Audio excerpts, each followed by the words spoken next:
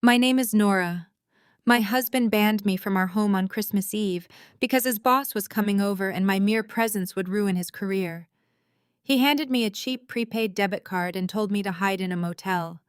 He had no idea that 24 hours later he would be staring at a television screen watching me destroy everything he ever worked for on live national television. I am 33 years old, and until recently, I believed I had to shrink myself to fit into my marriage. Before I continue this story, let me know where you are watching from in the comments below. Hit like and subscribe if you have ever had to smile through the pain of being entirely underestimated by the person who promised to cherish you. It was the evening of December 22nd. The air outside our Boston home was freezing with thick snow piling up against the tall glass windows of the master bedroom.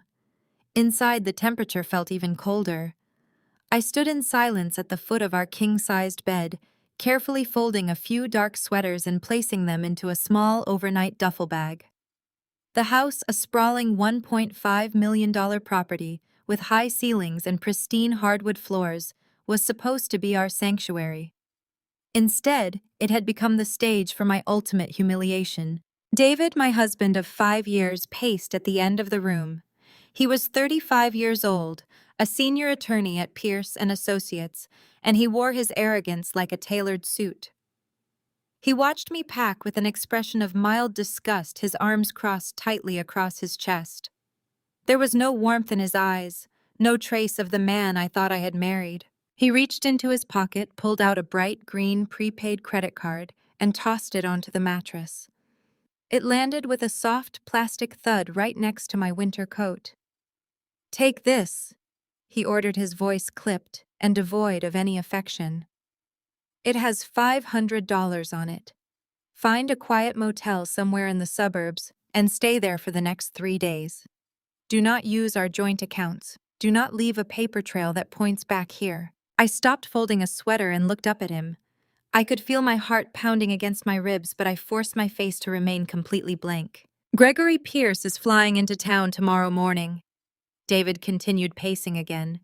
"He is the chief executive officer of my firm, Nora. The man holds my entire future in the palm of his hand. He and his family are staying here for the holidays. This is my one shot to secure the managing partner position. I cannot afford any distractions. I cannot afford you." He stopped pacing and stepped closer to me, looking down his nose. "You know how you are, Nora. Your messy startup lifestyle, your late nights staring at a computer screen, your awkward social presence. It is all going to embarrass me. Gregory expects perfection. He expects an elite environment. You walking around in oversized hoodies mumbling about your little business ventures will ruin my chances.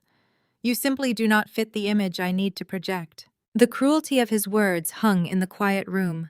He was kicking me out of my own home for Christmas so he could play the role of the wealthy, successful bachelor playing host to his boss. He did not care where I slept or spent the holiday as long as I was out of his way. "And I want absolute silence," David added, his tone sharpening into a threat. "No phone calls, no text messages, no checking in to see how the dinner is going. You do not exist for the next 72 hours. If Gregory finds out I have a wife hiding in the background who cannot even hold a proper conversation at a dinner party, I will be a laughingstock."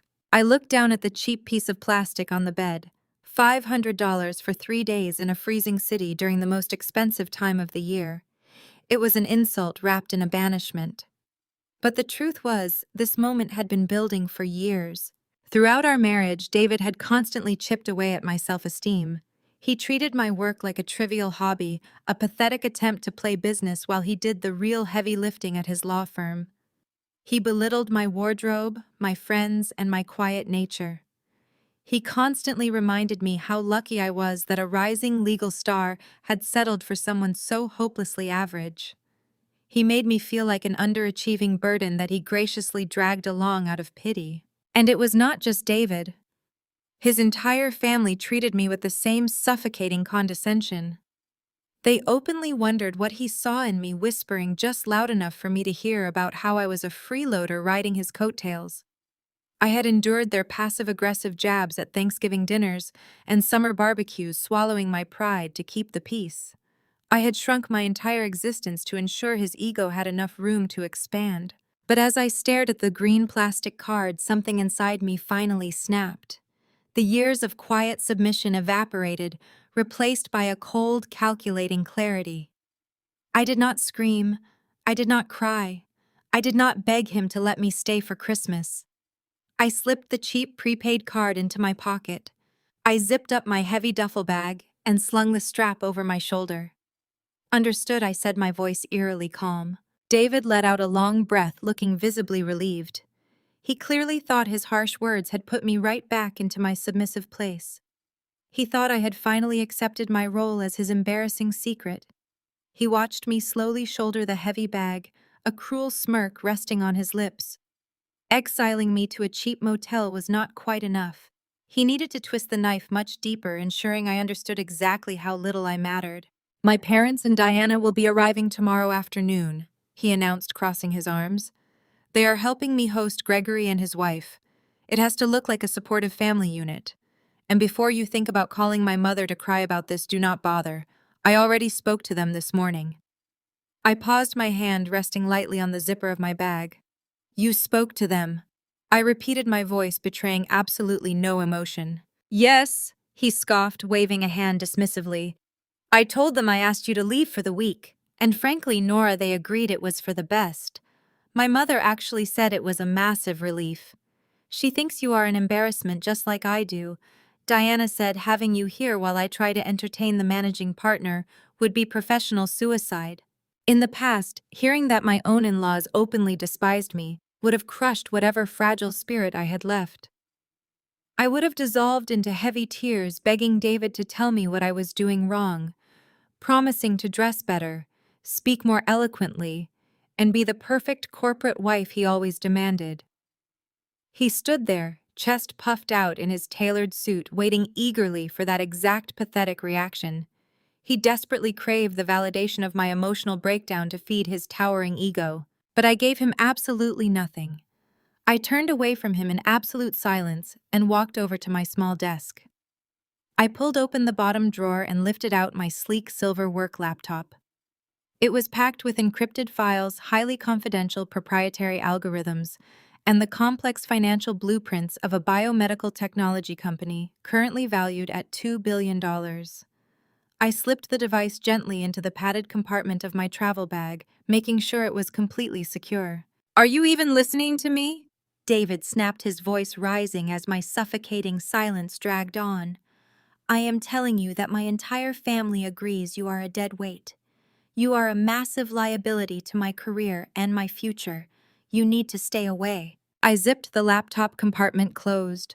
The metallic sound was incredibly loud in the tense silence of our master bedroom. I turned around to face him, my expression completely blank. He was sweating slightly, breathing fast from the sheer exertion of his own cruelty. I remained ice cold, observing him not as a loving husband, but as a minor obstacle I was about to obliterate from my life. He was no longer the man I had foolishly promised to love and obey.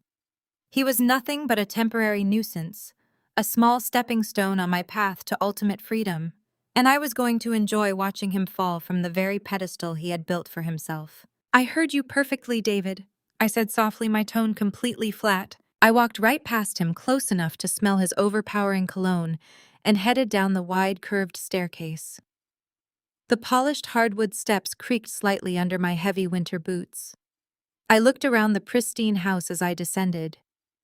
The expensive property I had covertly paid the massive down payment for, using hidden funds from a corporate shell company, because David had blatantly lied about his personal financial stability right before we got married. He followed me rapidly down the stairs, his heavy footsteps thudding aggressively behind me.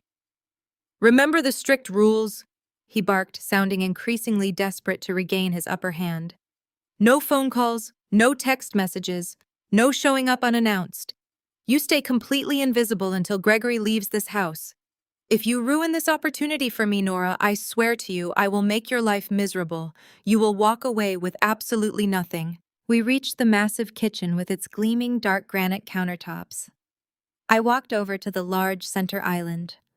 I reached deep into my heavy winter coat pocket and pulled out my thick ring of keys. I unhooked the brass key. I held it tightly between my thumb and forefinger for a brief second, feeling the cold, jagged metal, and then I let it drop. It hit the hard granite counter with a sharp, resonant clink that echoed endlessly through the vast, empty kitchen. I did not need it anymore. I was never stepping foot inside this house as David's obedient, invisible, and silent wife ever again. I turned slowly toward the heavy front door. David was standing at the edge of the kitchen hallway, his posture arrogant and victorious. He looked down at the discarded brass key, then looked back up at me, a cruel, highly satisfied smile spreading slowly across his handsome face. He firmly believed my silent departure was the ultimate sign of absolute defeat, the final proof that he had completely broken my spirit and bent me entirely to his selfish will. I pulled open the heavy oak front door. The freezing Boston wind whipped violently into the warm foyer, biting sharply at my exposed cheeks and swirling white winter snow across the welcome mat. "Have a Merry Christmas, David," I said. My voice was calm, steady, and barely above a quiet whisper. I stepped out onto the freezing snow-covered front porch and pulled the heavy door firmly shut behind me, listening intently to the solid click of the deadbolt, locking him safely inside his own grand illusion. I walked away, my boots crunching against the ice, not looking back even once as I moved. David genuinely thought he had just banished a helpless, socially awkward, and pathetic failure out into the freezing cold night.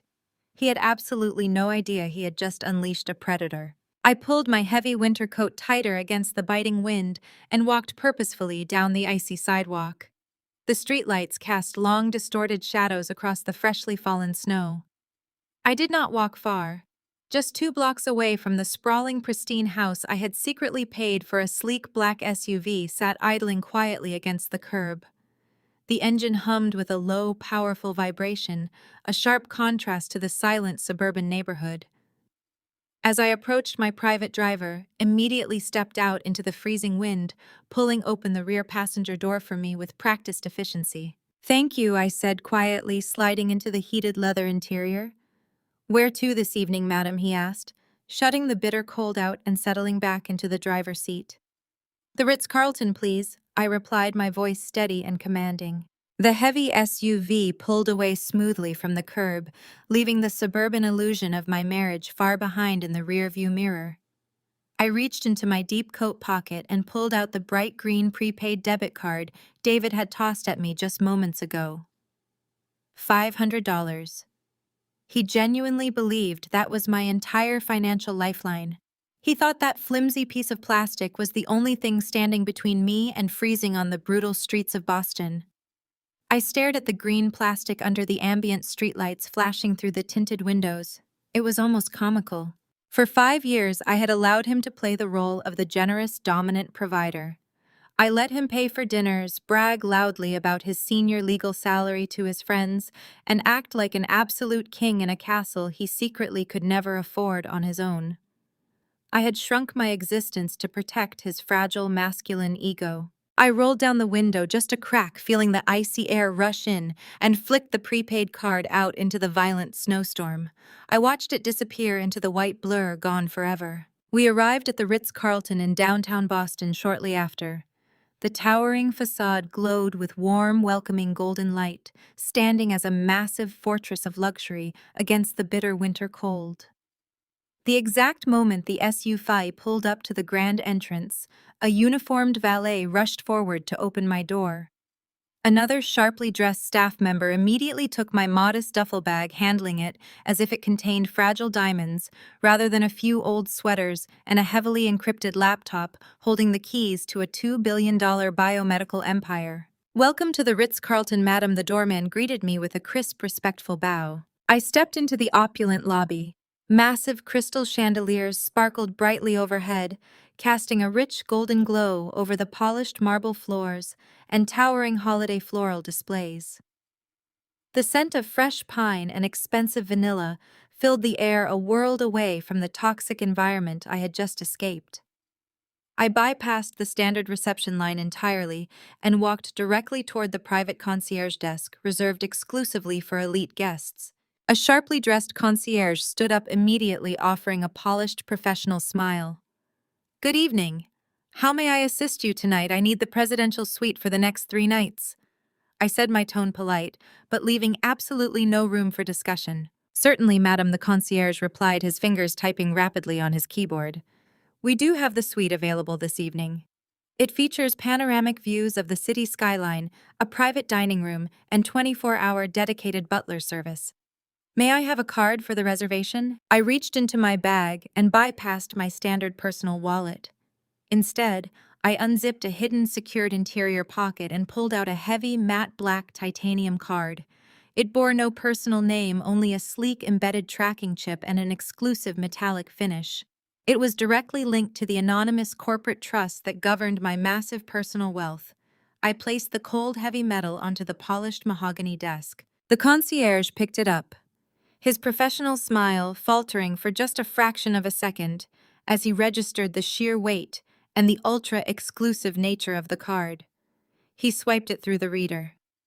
The computer screen flashed an instant, unquestioned approval. Excellent, he said, his entire demeanor shifting immediately from polite hospitality to extreme hushed reverence. Your transaction is completely cleared. We will ensure your stay is absolutely flawless. Would you like us to arrange a private dining experience for you tonight? Just a bottle of your best vintage red wine sent up to the suite, I replied. And absolute privacy. I am not to be disturbed under any circumstances. Consider it done, he said, handing the heavy black card back to me with both hands, treating it with utmost respect. A private keycard accessed elevator whisked me up to the top floor. The polished doors slid open to reveal a massive, breathtaking suite. Floor-to-ceiling windows offered a sweeping, uninterrupted panoramic view of the snowy Boston skyline. A grand piano sat in the corner of a vast living space, decorated in rich velvet and dark polished wood. A roaring fire already crackled warmly in the grand marble fireplace, casting dancing shadows against the luxurious walls. I walked over to the massive glass window and looked down at the glittering city far below. David was likely sitting in our living room right now, feeling incredibly powerful and victorious. He was probably drinking a glass of my expensive scotch, patting himself on the back for effectively disposing of his useless wife before his important boss arrived. He truly believed I was currently shivering in a run-down roadside motel off the highway, crying into a cheap pillow, desperately waiting for his permission to come back home. He was fatally wrong. I was not a victim. I was not a fragile, helpless woman who needed an arrogant man to survive. I was entirely financially independent. I possessed infinitely more wealth and corporate influence than David and his entire prestigious law firm combined. I had spent the last 5 years quietly building a biomedical technology empire from the ground up, navigating ruthless boardrooms and crushing corporate rivals without ever breaking a sweat. I had worn my simple clothes and kept my head down at home because I genuinely loved him. I had wanted a peaceful sanctuary away from the vicious corporate world. I had wanted an equal partnership, not a business transaction. But David had mistaken my quiet humility for weakness. He had mistaken my unconditional love for pathetic dependency. I walked over to the plush velvet sofa and unzipped my duffel bag. I pulled out my silver laptop and set it firmly on the glass coffee table. I opened the screen and watched the highly encrypted interface light up the dark room. I was no longer the obedient, awkward wife shrinking in the corner of his life. That subservient version of me was officially dead, buried in the snow outside our front door. I was a predator, patiently waiting in the shadows. I had the boundless resources, the raw power, and the absolute perfect timing to strike back with devastating precision. David wanted a flawless Christmas to elevate his career. He wanted to impress Gregory Pierce and solidify his future as managing partner. I was going to give him a holiday he would never ever forget. I poured myself a glass of the vintage wine the butler had just silently delivered, took a slow sip, and began typing. The glow of the laptop screen illuminated the dark suite. I connected my device to the hotel high-speed network, establishing a secure encrypted tunnel directly to my private servers. Within minutes, my command center was fully operational. Financial portfolios, corporate communications, and legal blueprints cascaded across the monitor. But before I could dive into the corporate warfare, I was planning. My fingers hovered over the keyboard. A specific file caught my eye. It was the digital deed to the Boston house, the very house David had just banished me from. Seeing the property address glowing on my screen brought a bitter taste to my mouth, completely ruining the rich flavor of the vintage wine. The memories flooded in sharp and suffocating. For half a decade, I had allowed that house to serve as a monument to David's monumental ego. More specifically, I had allowed his family to use that house as a weapon against me. I leaned back against the plush velvet sofa, letting the memories wash over me. Every family gathering, every Thanksgiving dinner, every Sunday brunch we hosted had followed the exact same toxic script. David's parents would sweep through the front doors, handing their coats to David while barely acknowledging my presence. His mother would immediately begin inspecting the cleanliness of the baseboards while his father would loudly praise David for providing such a magnificent home. I remembered a specific dinner party last spring. I was in the kitchen carefully arranging hors d'oeuvres on a silver platter. David's mother stood mere feet away, sipping her champagne and talking to her daughter Diana. They spoke at a volume perfectly calculated for me to overhear every single word. It really is a shame, his mother had sighed, swirling her drink. David works himself to the bone at the firm to afford a $1.5 million property. And what does Nora bring to the table? Absolutely nothing. She sits in the spare bedroom playing on her computer all day. She is a total freeloader. Diana had laughed, that sharp, condescending sound she always used when looking at my simple, unbranded clothing. She is a charity case, Mom. David just has a savior complex. He wants to feel like a hero for rescuing a struggling woman. But honestly, she is dragging him down. She does not even know how to properly manage a house of this magnitude. I had stood there gripping the edge of the granite counter until my knuckles turned white. The sting of their cruelty was physical, a heavy weight pressing down on my chest. I had wanted so badly to walk into the dining room, snatch the expensive champagne glasses out of their hands, and scream the absolute truth into their smug, judgmental faces. Because the truth was an explosive reality that would have shattered David's fragile masculine pride into a million jagged pieces. David did not buy that house. David could not even afford a fraction of the mortgage on his senior attorney's salary. When we first got married, David projected the image of a highly successful, financially secure lawyer. He wore custom suits and drove a leased luxury car. But when it came time to actually purchase a home, the facade rapidly crumbled. He was drowning in massive law school debt. He had made terrible, impulsive investments trying to keep up with the wealthy partners at his firm. His credit score was an absolute disaster. When the bank ran his financials for the mortgage pre-approval, he was flatly rejected.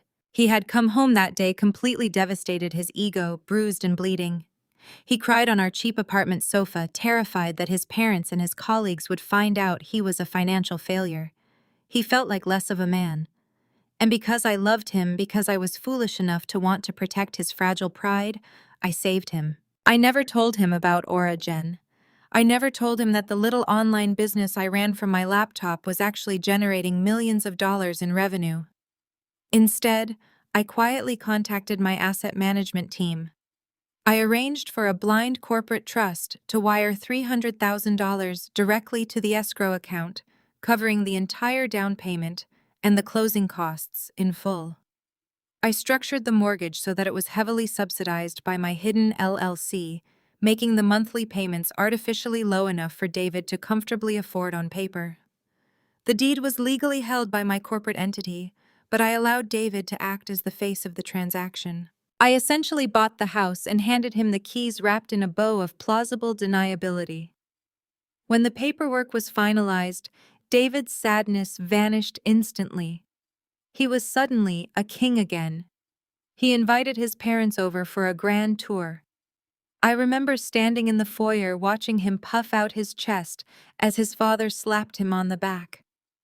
"How did you pull this off, son?" his father had asked, looking around at the soaring ceilings. David had not even hesitated. He looked right at me, then looked back at his parents with a confident, arrogant smile. "I worked double hours, Dad. I pulled every string I had. I bought this place to give Nora a stable roof over her head.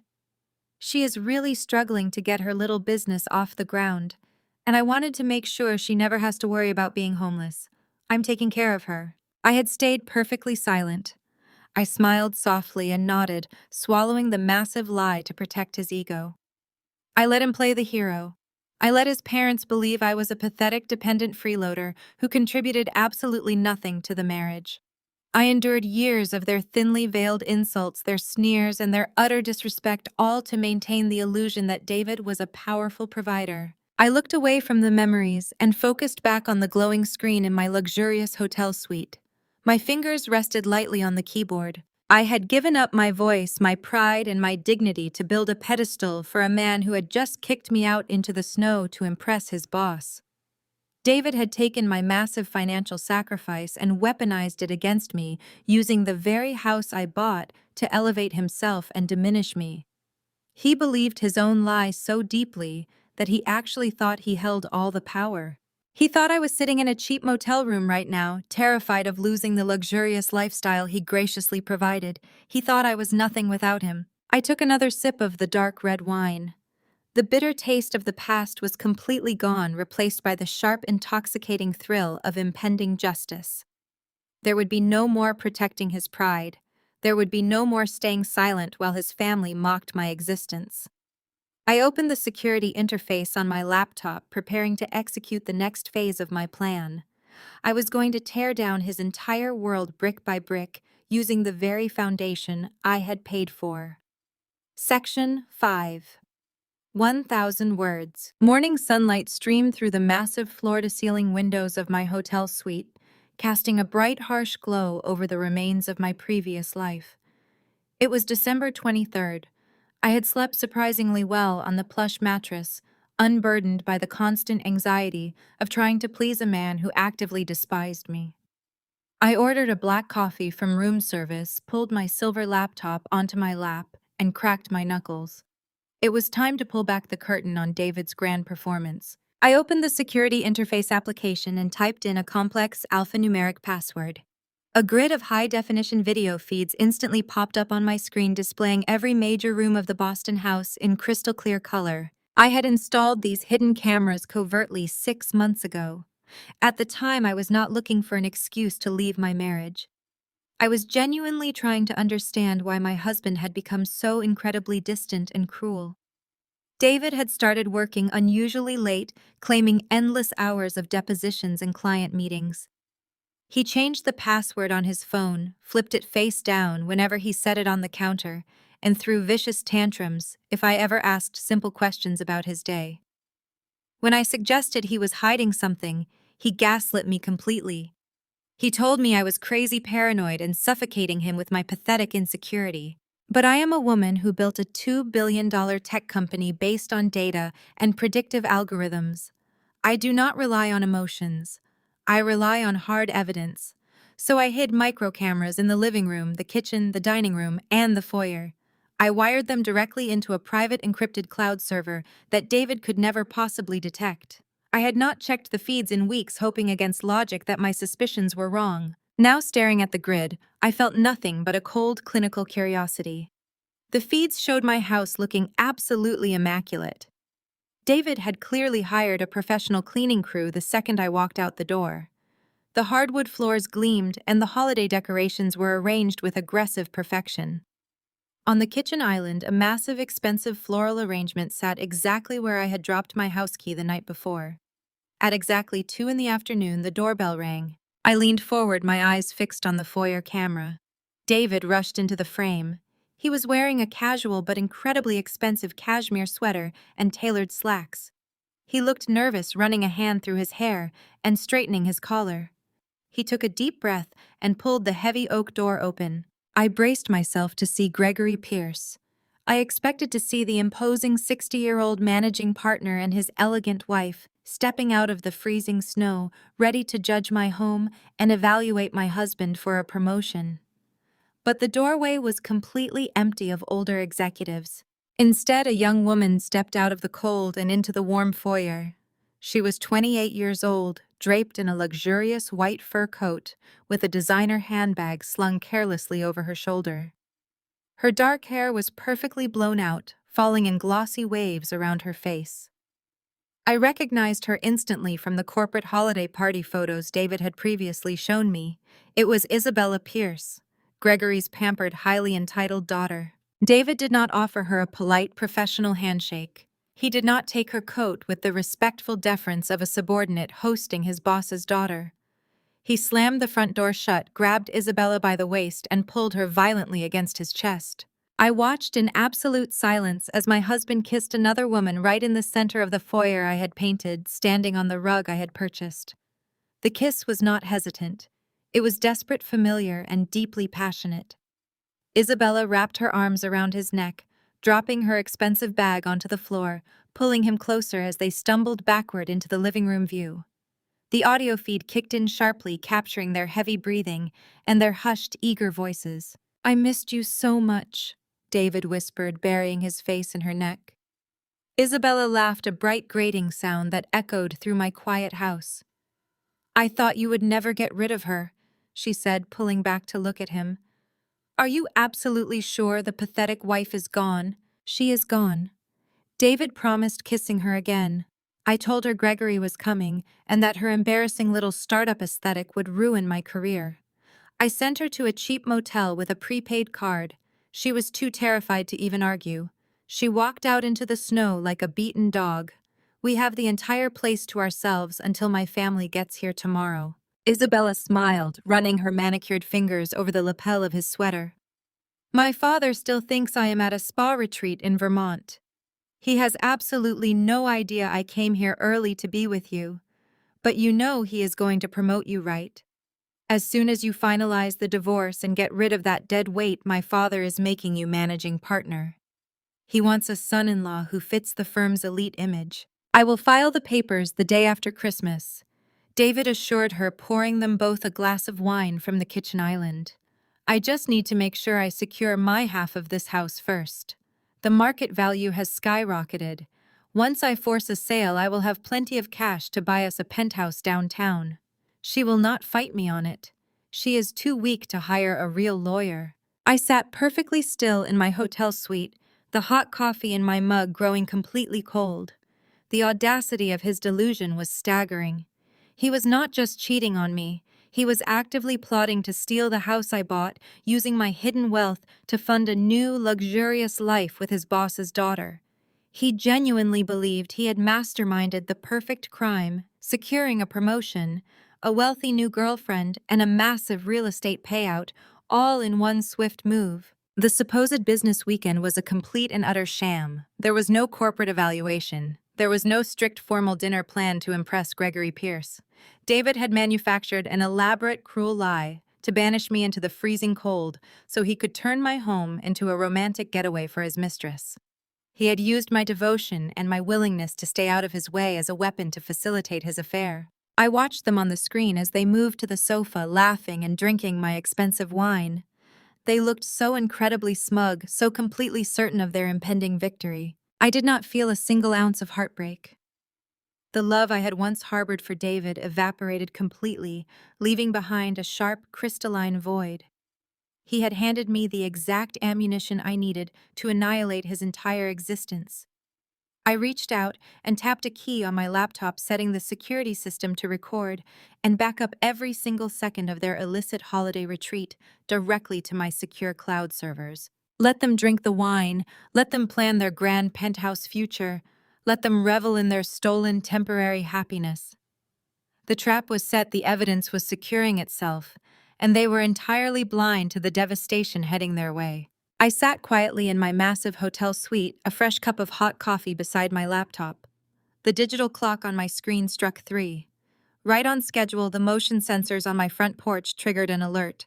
I slowly clicked the camera feed to full screen, watching a sleek silver luxury sedan pull into the driveway of my house. David opened the door.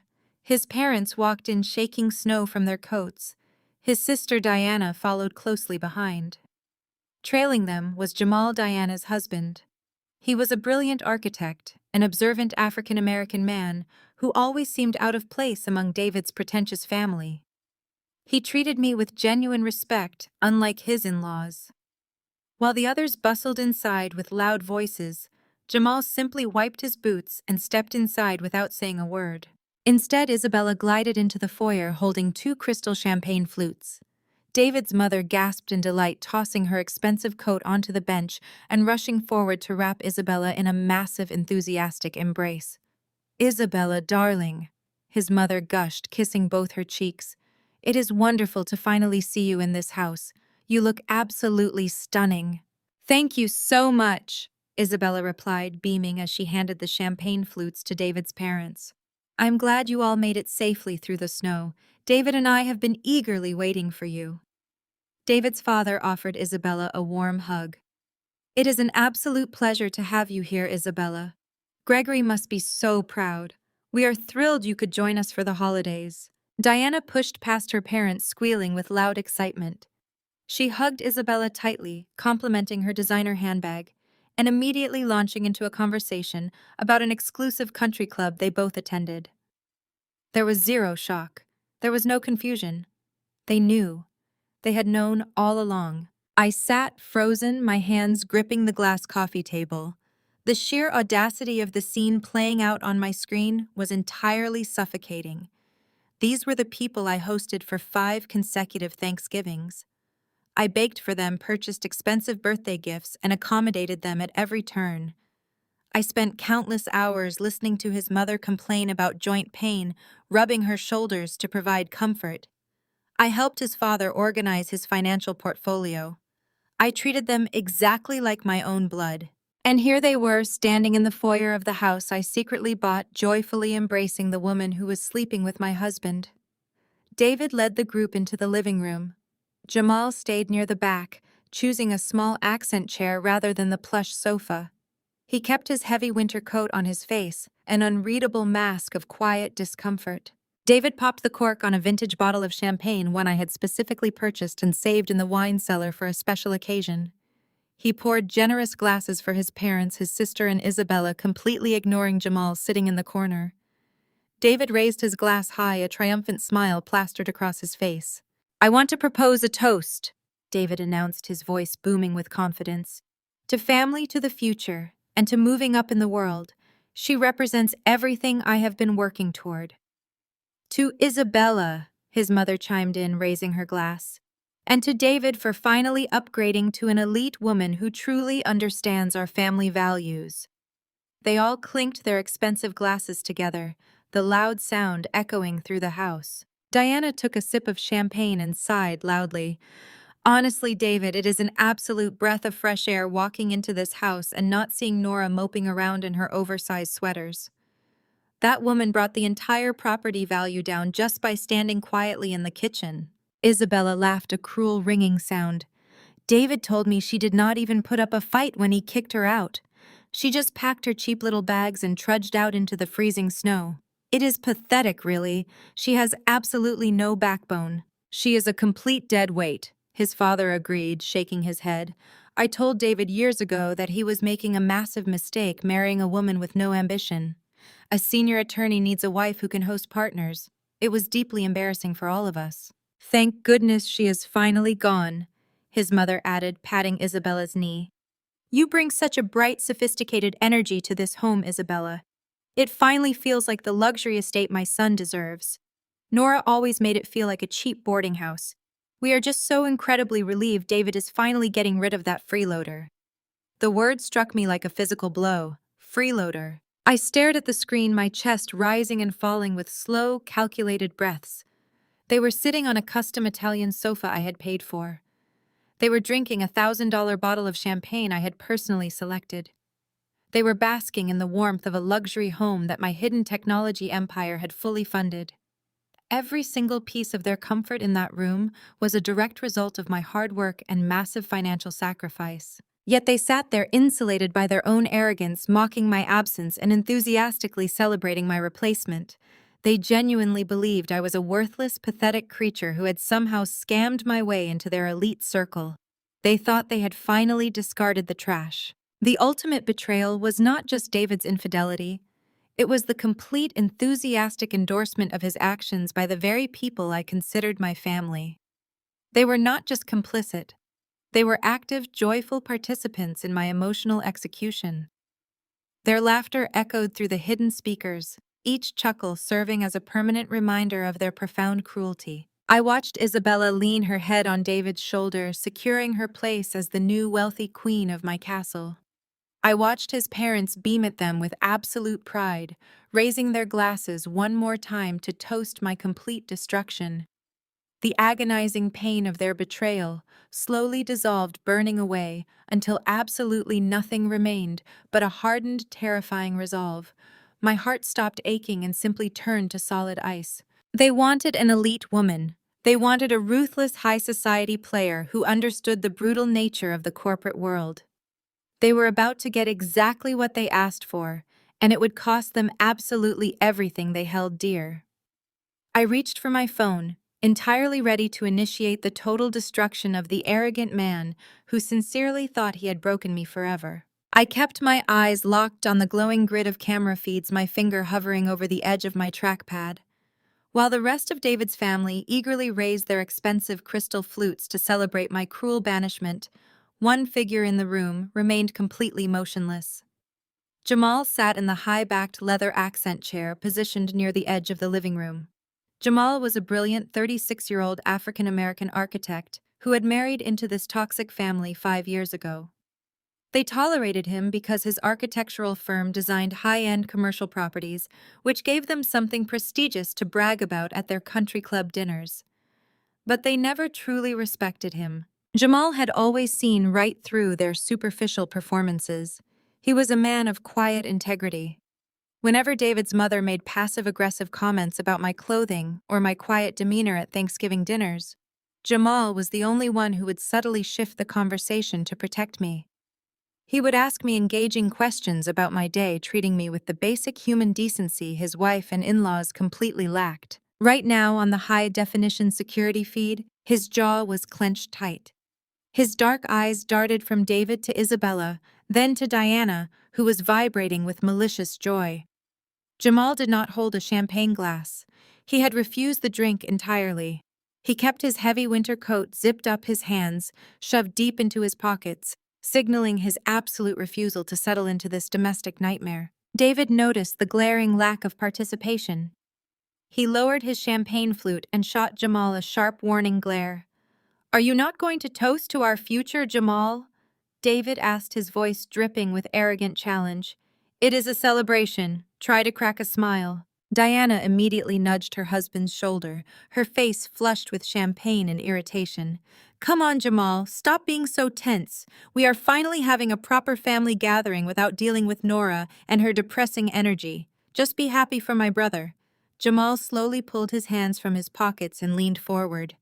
The hidden microphone above the fireplace caught the low, steady rumble of his voice.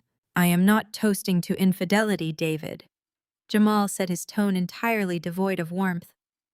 "And I am certainly not going to sit here and celebrate you throwing your wife out into a freezing snowstorm on Christmas Eve. It is pathetic." The entire room went dead silent. David's smug smile vanished instantly, replaced by a dark, ugly scowl. His mother gasped loudly, clutching her pearl necklace as if she had just been physically struck.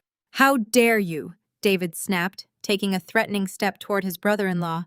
"You have absolutely no idea what I have dealt with for the past 5 years. Nora was a financial anchor dragging me straight to the bottom. Isabella understands the pressure of a high-powered legal career. She belongs in this house."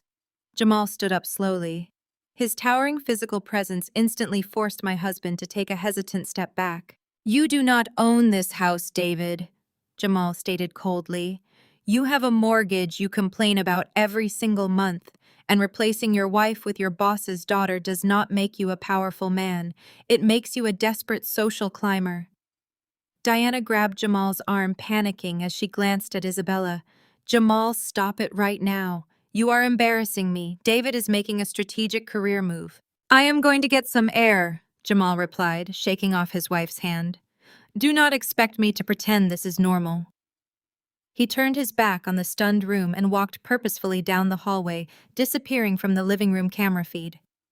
My screen showed him entering the kitchen. He leaned against the dark granite island, pulled out his phone, and began typing rapidly. A second later, the heavy silence in my hotel suite was broken by the sharp vibration of my personal cell phone resting on the desk. I picked it up. A new message from Jamal illuminated the lock screen. I unlocked the device and opened the text thread.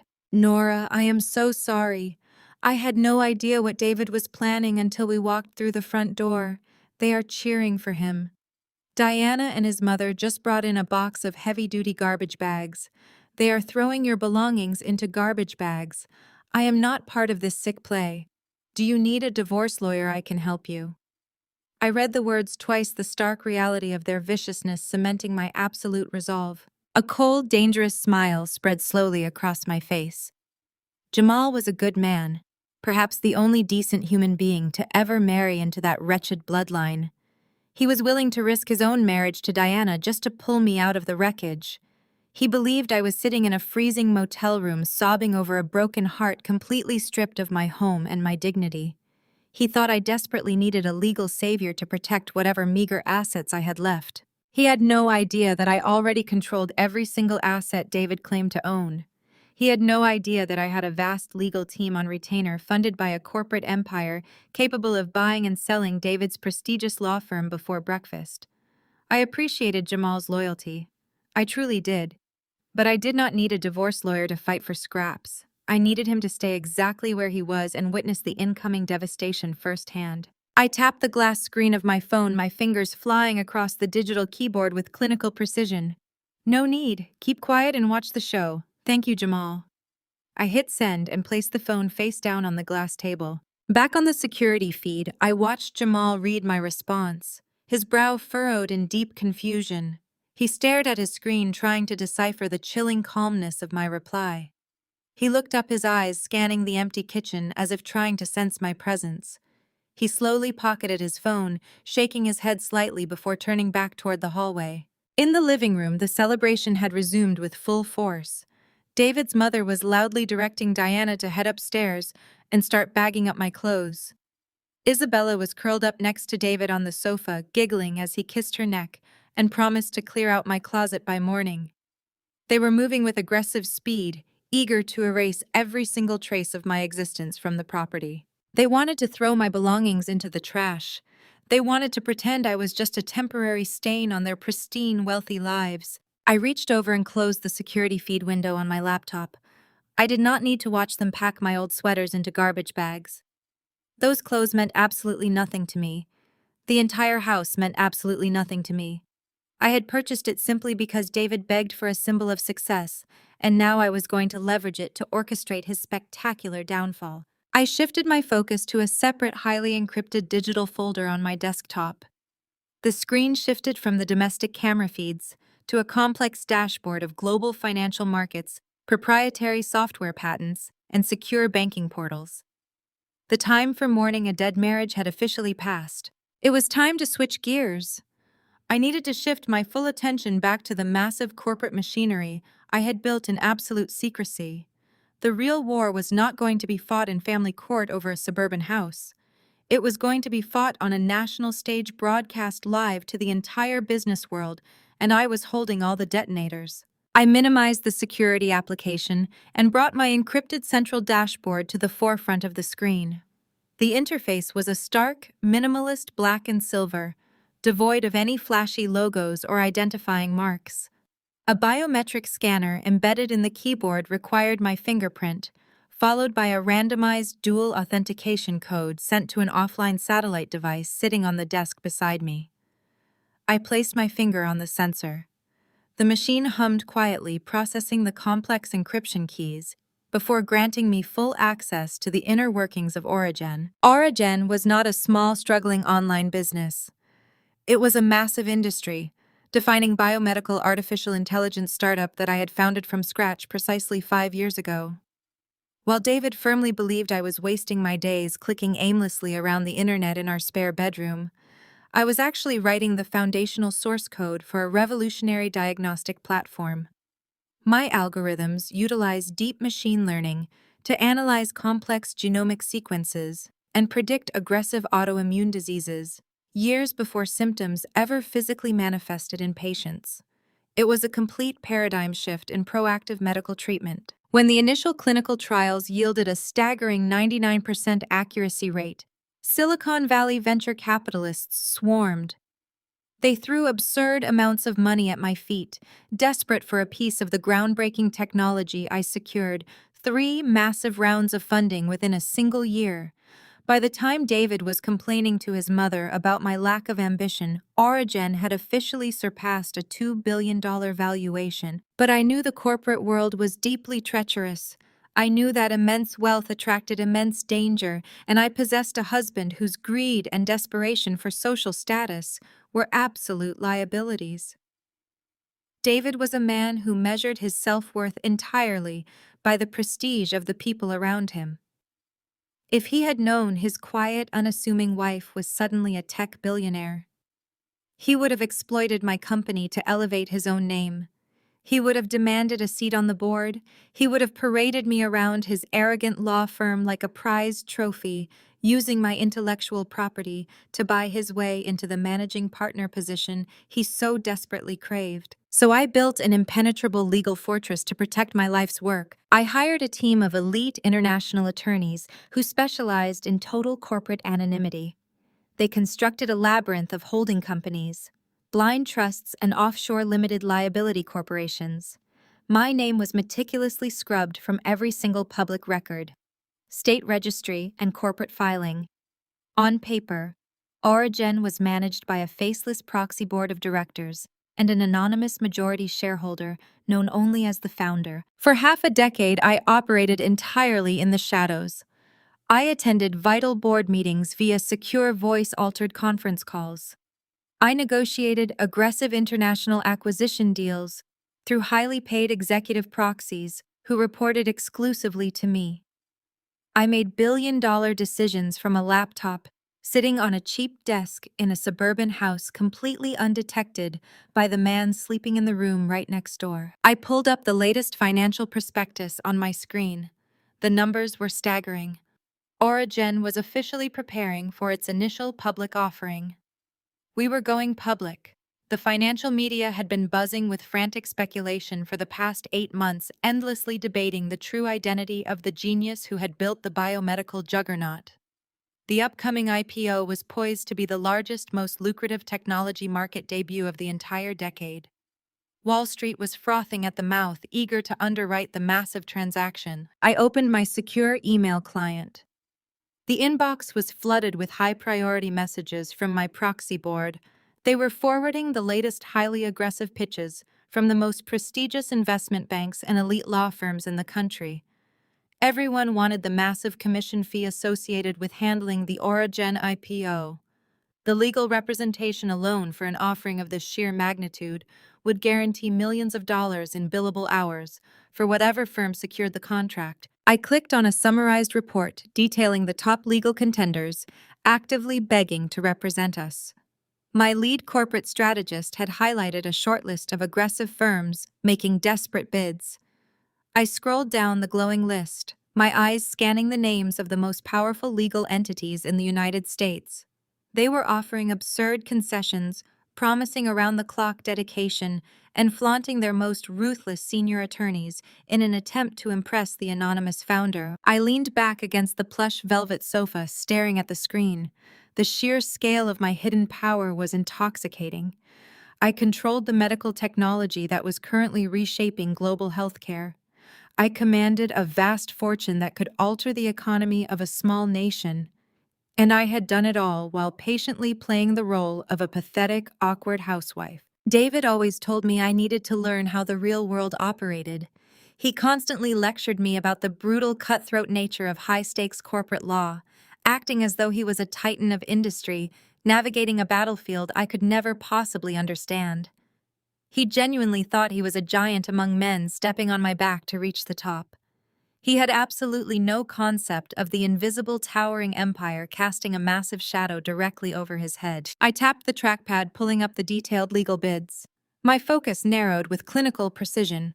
I was no longer just an estranged wife, dealing with a cheating husband. I was a chief executive officer, preparing to execute a hostile corporate maneuver. I needed to review the exact strategies these arrogant law firms were utilizing to win my favor.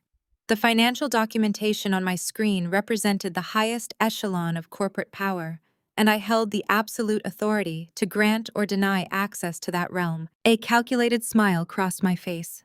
The path was now illuminated. I had the flawless timing required to execute my plan and initiate his immediate downfall. I moved my cursor over the highlighted shortlist of legal contenders and clicked open the primary executive summary. The digital folder expanded, revealing a meticulously organized grid of the most elite corporate law firms on the Eastern Seaboard. These were multi-billion-dollar entities, boasting centuries of combined legal experience, all clamoring for the honor of guiding Origin through its initial public offering. I scrolled past the massive international conglomerates, my eyes scanning the polished pitch decks and aggressive financial proposals. My proxy board had ranked them based on aggression, industry connections, and sheer desperation. Sitting at the absolute top of the desperate applicant pool was a highly familiar logo. A sleek silver crest displaying the name Pierce & Associates. A harsh, humorless laugh escaped my throat, echoing loudly in the quiet luxury of the hotel suite. The irony was so incredibly dense it was practically suffocating. Pierce & Associates, Gregory Pierce, the very man my husband was currently attempting to impress by turning our suburban house into a holiday playground for his mistress. The man David viewed as a literal god of the corporate legal world was currently waiting in my digital lobby, desperate for my attention. I opened the attached proposal, submitted by Gregory Pierce himself. The pitch deck was a masterclass in corporate groveling dressed up as elite confidence. Gregory detailed his firm's impeccable track record, their unmatched dedication to their clients, and their absolute willingness to drop every other case on their roster to prioritize the Origin IPO. He wanted the $2 billion account with a frantic, palpable hunger. The legal fees associated with a transaction of this magnitude would secure his firm's financial dominance for the next decade. But the formal pitch deck was not the most revealing part of the file. My proxy executives had also forwarded the direct private email correspondence between Gregory and my lead corporate strategist. I clicked on the email thread, leaning closer to the glowing screen to absorb every single word. The email stripped away the polished corporate facade, revealing Gregory as a sweating, desperate executive pleading for a seat at the elite table. In his most recent message sent just 3 days ago, Gregory had pulled out absolutely all the stops. He laid out a comprehensive transition strategy, promising that Origin would receive round-the-clock personalized attention from his most brilliant minds. To ensure your complete satisfaction, Gregory had written, "I will personally oversee the high-level strategy. However, the day-to-day operations, the aggressive contract negotiations, and the relentless groundwork will be spearheaded by my best senior attorney, David. He is a brilliant, ruthless litigator who understands the absolute necessity of perfection. He sacrifices everything for his work.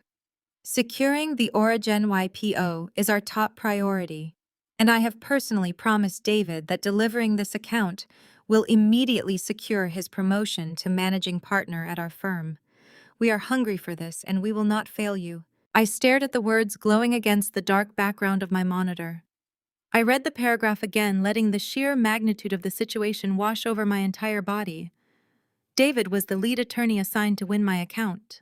Gregory Pierce was dangling the managing partner position like a carrot on a stick, and the only way David could reach it was by successfully courting the anonymous founder of Origin. David had spent the last 5 years building his identity around his intellectual superiority. He had mocked my modest clothing, sneered at my late nights typing on a laptop, and proudly declared me a financial deadweight to his parents and his sister Diana. He had banished me to the freezing streets of Boston on Christmas Eve, terrified that my awkward presence would ruin his chances with Gregory. He was desperately trying to impress Gregory, so Gregory would give him the Origin account, so David could finally become a wealthy managing partner and provide a lavish life for Isabella. The entire foundation of David's towering arrogance rested squarely in the palm of my hand. He was exhaustively working himself into the ground, betraying his marriage, and parading his boss's daughter around my house, all in a desperate attempt to impress a company that his supposedly worthless freeloader wife literally owned and controlled. I picked up my glass of vintage wine and took a long, slow sip. The flavor was rich and dark, perfectly matching the venomous satisfaction pooling deep in my chest. David thought he held all the power. He thought his affair with Isabella Pierce was the ultimate strategic career move, a brilliant shortcut to the top of the corporate ladder. He genuinely believed that discarding me was the final glorious step in securing his elite future. He was entirely oblivious to the fact that I was the judge, jury, and executioner of his entire career trajectory. I held the heavy iron keys to his kingdom. I could grant him the wealth and status he craved, or I could financially decapitate him with a single stroke of my keyboard. I pulled up the corporate response interface, establishing a secure connection to my proxy board. My fingers rested lightly on the keys. I did not want to simply reject the Pearson Associates bid right now. A standard corporate rejection letter was far too quiet, far too clinical. It would not inflict the necessary public devastation. If Gregory Pierce quietly lost the bid today, David might simply find another avenue to climb the ladder. He would marry Isabella, live in the house I paid for, and continue his life of arrogant deception alongside his horrible family. That was entirely unacceptable. I needed David to fly as high as possible before I cut his wings. I needed him to stand on the absolute pinnacle of his false victory, surrounded by the people who had mocked and discarded me before I tore the ground out from under his feet. I began drafting a highly classified directive to my lead corporate strategist. I instructed them to immediately string Gregory Pierce along. I wanted Pearson Associates to believe they were the absolute frontrunners for the Origen YPO. I ordered my proxies to request further documentation, demand more of David's personal time, and inflate Gregory's expectations to an absolute fever pitch. I wanted David working through the holidays, obsessing over my company, dedicating every ounce of his energy to securing a deal that I was going to publicly weaponize against him. Let David boast to his parents about his impending promotion. Let him toast with Isabella in my living room, celebrating the massive corporate victory he thought he was about to secure. Let them all believe they had successfully disposed of the awkward, embarrassing wife. The trap was no longer just set. The steel jaws were wide open, the bait was placed perfectly, and David was eagerly sprinting directly toward it. I closed the email thread and locked the screen, the silence of the luxurious hotel suite matching the absolute unbreakable stillness in my heart. The quiet of the luxurious hotel suite was suddenly broken by a sharp, piercing ringtone. I glanced away from the locked laptop screen and looked down at the glass coffee table. It was not my standard personal cell phone. That device had remained completely silent, entirely ignored by David and his family. The sound was coming from my secondary device, a heavily encrypted military-grade satellite phone I kept strictly for high-level corporate emergencies. Only 3 people in the entire world possessed the direct number to this device, and they all knew never to call unless the situation was exceptionally critical. I picked up the heavy black phone, swiped my thumb across the biometric scanner, and answered without offering a greeting. "We have a major development, Founder," my lead proxy executive stated immediately. His voice was crisp and highly professional, filtering through the secure connection. "I apologize for interrupting your evening, but I just received a direct communication from the National Committee for the Tech and Business Innovator of the Year Awards. The chairman insists on speaking with you personally. It is highly urgent." I walked over to the floor-to-ceiling window, looking out over the snowy Boston skyline. "Connect him," I commanded. A brief click echoed on the line, followed by the deep, resonant voice of Harrison Caldwell, the billionaire chairman of the most prestigious business committee in the United States. Winning a Caldwell Award was the absolute pinnacle of corporate validation. It was the kind of recognition that instantly transformed a successful entrepreneur into a global industry titan. "It is an absolute honor to finally speak with you, Harrison," began his tone dripping with profound respect. "For years you have operated as a ghost. The entire business world has been chasing the shadow of the Origen Chief Executive Officer, trying to uncover the brilliant mind behind the most revolutionary biomedical technology of our generation. I am calling tonight with phenomenal news. The voting committee has reached a unanimous decision. You have won the grand prize for Innovator of the Year." I stood perfectly still, letting the sheer magnitude of his words settle over me. This was the highest accolade achievable in my field. David had spent our entire marriage attempting to climb the local corporate ladder, bragging about minor court victories and desperately sucking up to middle management. Meanwhile, I had just been crowned the most innovative business leader in the nation by a committee of actual billionaires. "Thank you, Harrison," I replied, keeping my voice incredibly calm and measured. "I accept the honor on behalf of my entire team at Origen." "There is a slight complication," Harrison continued, a hint of nervous hesitation creeping into his voice. "As you know, the grand prize is traditionally awarded during our annual gala. The event is tomorrow night, Christmas Eve. We have secured an exclusive broadcasting partnership with CNBC. The ceremony will be aired live on primetime national television. The global financial markets, the major venture capital firms, and every major player on Wall Street will be watching." He paused, taking a steadying breath before making his ultimate pitch. "We know you fiercely protect your anonymity," Harrison said carefully. "We were fully prepared to accept a video message from your proxy board. However, the media anticipation is currently at an absolute fever pitch. The upcoming Origen initial public offering has driven the market crazy. The business world is literally dying to finally see the face of the creator. I am personally asking you to step out of the shadows. I am asking you to attend the gala in person tomorrow night and accept this award on live television. It would be the most historic broadcast in the history of our network." I stared down at the icy city streets far below my hotel window.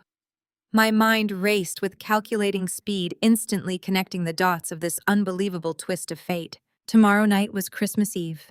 David was hosting Gregory Pierce for a high-stakes holiday dinner at my house.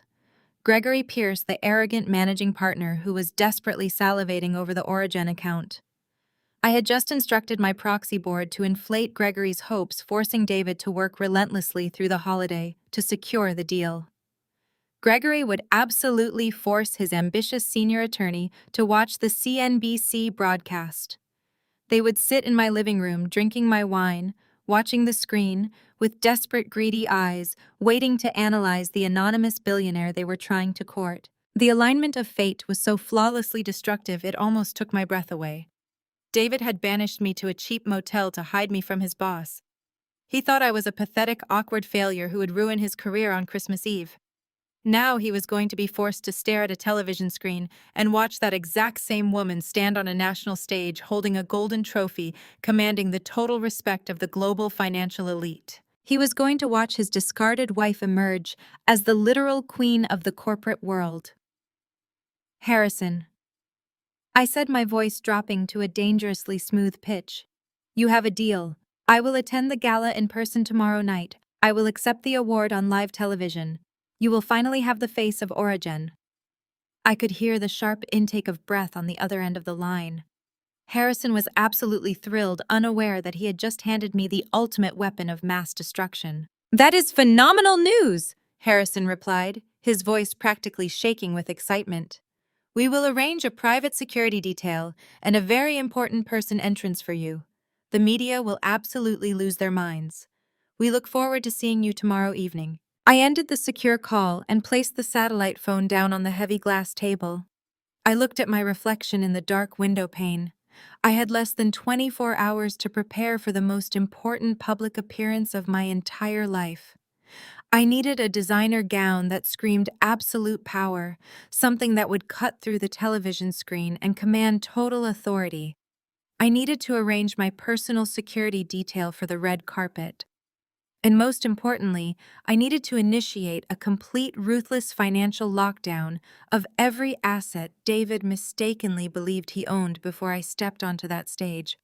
The ticking time bomb was officially armed. The countdown had just begun, and the devastating explosion scheduled for tomorrow night would be absolutely spectacular. I took one final sip of my vintage wine, savoring the taste of absolute impending victory. David had wanted me to be invisible. I was about to become the only thing he could see. I placed the satellite phone down and turned my attention back to my laptop. The glowing screen was my weapon, and my fingers were ready to pull the trigger. I opened a direct, heavily encrypted video link to Geneva. Within 3 seconds, the face of my primary asset manager appeared on the screen. Victor was a financial architect who managed the hidden billions of the Origin Empire. He answered immediately, regardless of the significant time zone difference. "Good evening, Founder." Victor said, his tone perfectly neutral and highly professional. "Victor, we are executing a complete financial lockdown on the Boston domestic accounts," I commanded. "Effective immediately with a hard public drop tomorrow evening." "Understood. Shall I initiate the Alpha Protocol?" "Yes. I want David completely severed from the Master Trust." For the last 5 years, David had operated under the delusion that he was the primary breadwinner of our household. I had set up our joint checking and savings accounts through a highly sophisticated banking structure. On paper, it looked like a standard joint account at a prestigious national bank. In reality, it was a superficial sub-account fed directly by my corporate holding firm. I had heavily subsidized his lavish lifestyle, funneling hundreds of thousands of dollars to cover his extravagant custom suits, his expensive client dinners, and his massive law school debt. "Cut off his access to the joint accounts," I instructed, my voice devoid of any warmth. "Drain the balances back into the primary corporate holding fund. Leave him with exactly what his legal paycheck deposited over the past 6 months, minus the personal expenses he already charged. That should leave him with an account balance hovering near zero." Victor typed rapidly. "Accounts are being drained now. The balances will reflect his actual legal deposits within 60 seconds. What about the credit lines?" "Cancel every single platinum card tied to my corporate guarantor," I said. "He has been using those specific cards to wine and dine his boss and buy expensive gifts for Isabella. I want all of them flagged as permanently closed. I want them to decline the very next time he tries to swipe them at a restaurant or a jewelry store." "Done," Victor confirmed, the keystrokes echoing sharply through the audio feed. "Moving on to the real estate assets, the Boston property." This was the absolute crown jewel of his arrogant deception. David loved to parade around the $1.5 million house, boasting loudly to his parents and Gregory Pierce about how his brilliant legal mind had secured such a prime piece of real estate. He had completely ignored the humiliating fact that his terrible credit score had nearly ruined the purchase. I had saved him by purchasing the property outright in cash through my anonymous trust, legally structuring the deed so that my corporate entity retained absolute ownership. I had allowed David to be listed merely as an authorized occupant, a legal technicality he deliberately ignored to feed his massive ego. "Revoke his authorized occupant status," I commanded, staring at the digital deed on my high-resolution monitor. "Transfer the property assignment entirely back to the absolute control of the Origin proxy board. He no longer has any legal right to reside on the premises." "The deed transfer is locked," Victor stated smoothly. "He is now legally classified as a trespasser in that house. Shall I dispatch private security to execute an immediate eviction?" "Not yet," I replied, a cold, calculating smile forming on my lips. "I want him to host his grand Christmas Eve dinner. I want him to pour my expensive wine and brag to Gregory Pierce about his magnificent home. I want him flying at maximum altitude when the engine completely fails. Schedule the eviction enforcement for Christmas morning. Let the local police and my private security team handle the physical removal after the broadcast airs." Perfectly timed, Founder. "Are there any other assets you wish to liquidate or repossess?" I thought about his leased luxury sports car parked in my driveway. "The vehicle he drives. The lease is guaranteed by my firm. Terminate the guarantee immediately. Let the dealership send a recovery team to repossess it." "It will be reported as an unsupported lease by tomorrow afternoon," Victor said. I leaned back against the plush velvet sofa, watching the confirmation prompts flashing rapidly across my screen in bright green text. Every single pillar of David's carefully constructed, arrogant life was being systematically dismantled with a few keystrokes. The financial security he took for granted, the luxurious lifestyle he used to attract Isabella, the impressive home he used to flex his superiority over his family and his colleagues, it was all vanishing into thin air. He had kicked me out of the house with a cheap prepaid card, fully believing he possessed all the power. He had mocked my simple clothes and my quiet late nights, entirely blind to the fact that those exact late nights were funding his entire existence. He thought I was weak. He thought I was dependent. By tomorrow night, David would realize he was nothing but a fragile paper king sitting on a throne I had bought and paid for. He would swipe a dead credit card. He would realize his bank accounts were completely drained. He would discover he did not even own the roof over his head, and he would learn all of this while watching the woman he discarded accept the most prestigious business award in the country on live television. "Everything is locked and secured," Victor announced, pulling me from my thoughts. "He has zero access to your wealth. You are completely insulated." "Thank you, Victor. Keep the legal team on high alert for tomorrow night. I want them ready to crush any retaliatory lawsuits he attempts to file. We will bury him in paperwork before he even finds a lawyer willing to take his case," Victor promised, offering a rare, sharp smile. "Have a wonderful evening, Founder." The video feed cut out, plunging the suite back into quiet stillness. I closed the laptop and ran my hands over the cool silver casing. The financial execution was flawless. David was officially a broke, assetless fraud. He just did not know it yet. I stood up and walked over to the sprawling master bathroom, catching my reflection in the illuminated mirror. The tired, accommodating wife, who had quietly packed her bags in the freezing Boston house, was completely gone. The woman staring back at me was a ruthless billionaire chief executive officer preparing for absolute war. I picked up my hotel phone and dialed the concierge. "Yes, madam. How may I assist you?" the voice answered instantly. "I need your premier personal styling team in my suite at 8 o'clock tomorrow morning," I instructed firmly. "I need an evening gown fit for a national television broadcast.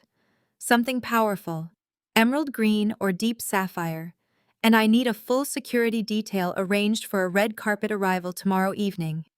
"It will be our absolute priority," the concierge replied seamlessly. I hung up the phone and looked out the window one last time. The snow was still falling heavily over the city, blanketing the streets in a pristine layer of white. Tomorrow the storm would finally break, and David would be left entirely out in the cold. As the premier styling team worked meticulously on my hair and makeup the next evening, I sat perfectly still in the plush velvet chair of my hotel suite. My secure tablet rested on my lap, streaming the live high-definition security feed from the Boston house. It was Christmas Eve, and the grand performance I had so carefully orchestrated was finally underway. I watched the screen with a cold, predatory focus, ignoring the makeup artist applying a bold crimson color to my lips. At exactly 6 o'clock, a sleek black town car pulled into my snowy driveway. David practically sprinted to the front door, throwing it open with a wide, heavily practiced smile. Gregory Pierce stepped into the warm foyer, brushing snowflakes from his expensive cashmere overcoat. His elegant wife followed closely behind, handing her silk scarf to David. Isabella rushed forward, kissing her father on the cheek and linking her arm through David's.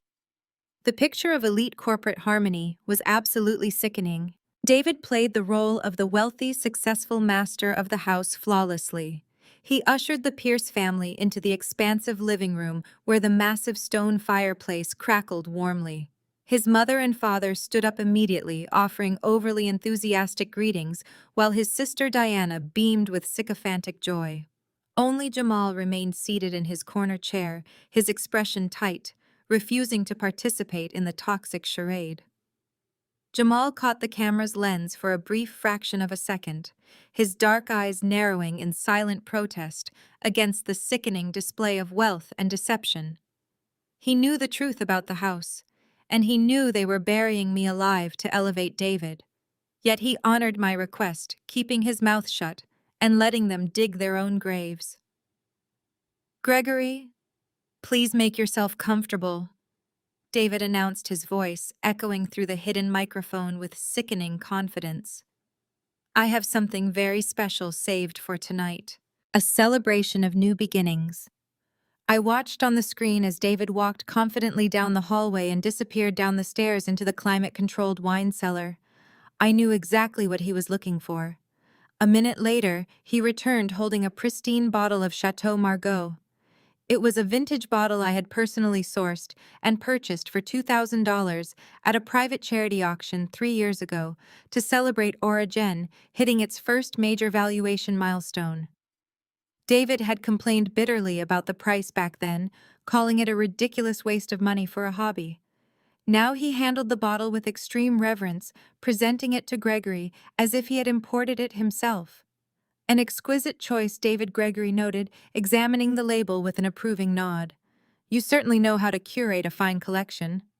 I pride myself on selecting only the absolute best, David replied smoothly, pouring the rich red liquid into imported crystal glasses.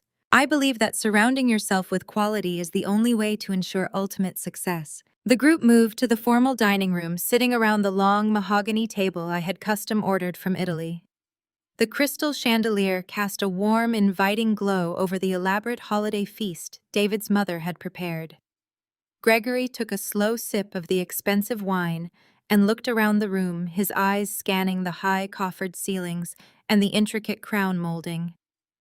I must say, David, this property is truly magnificent, Gregory stated, setting his glass down onto the table.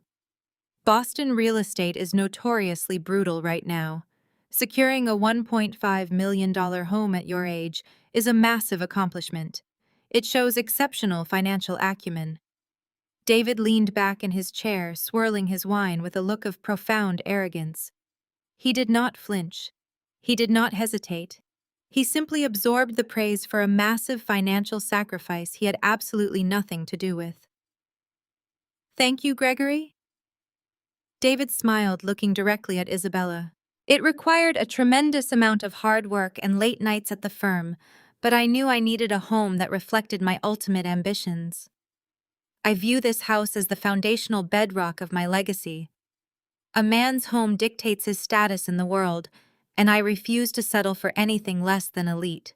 I gripped the hard edges of my tablet, watching his parents nod in vigorous agreement. They were entirely complicit in his towering delusion.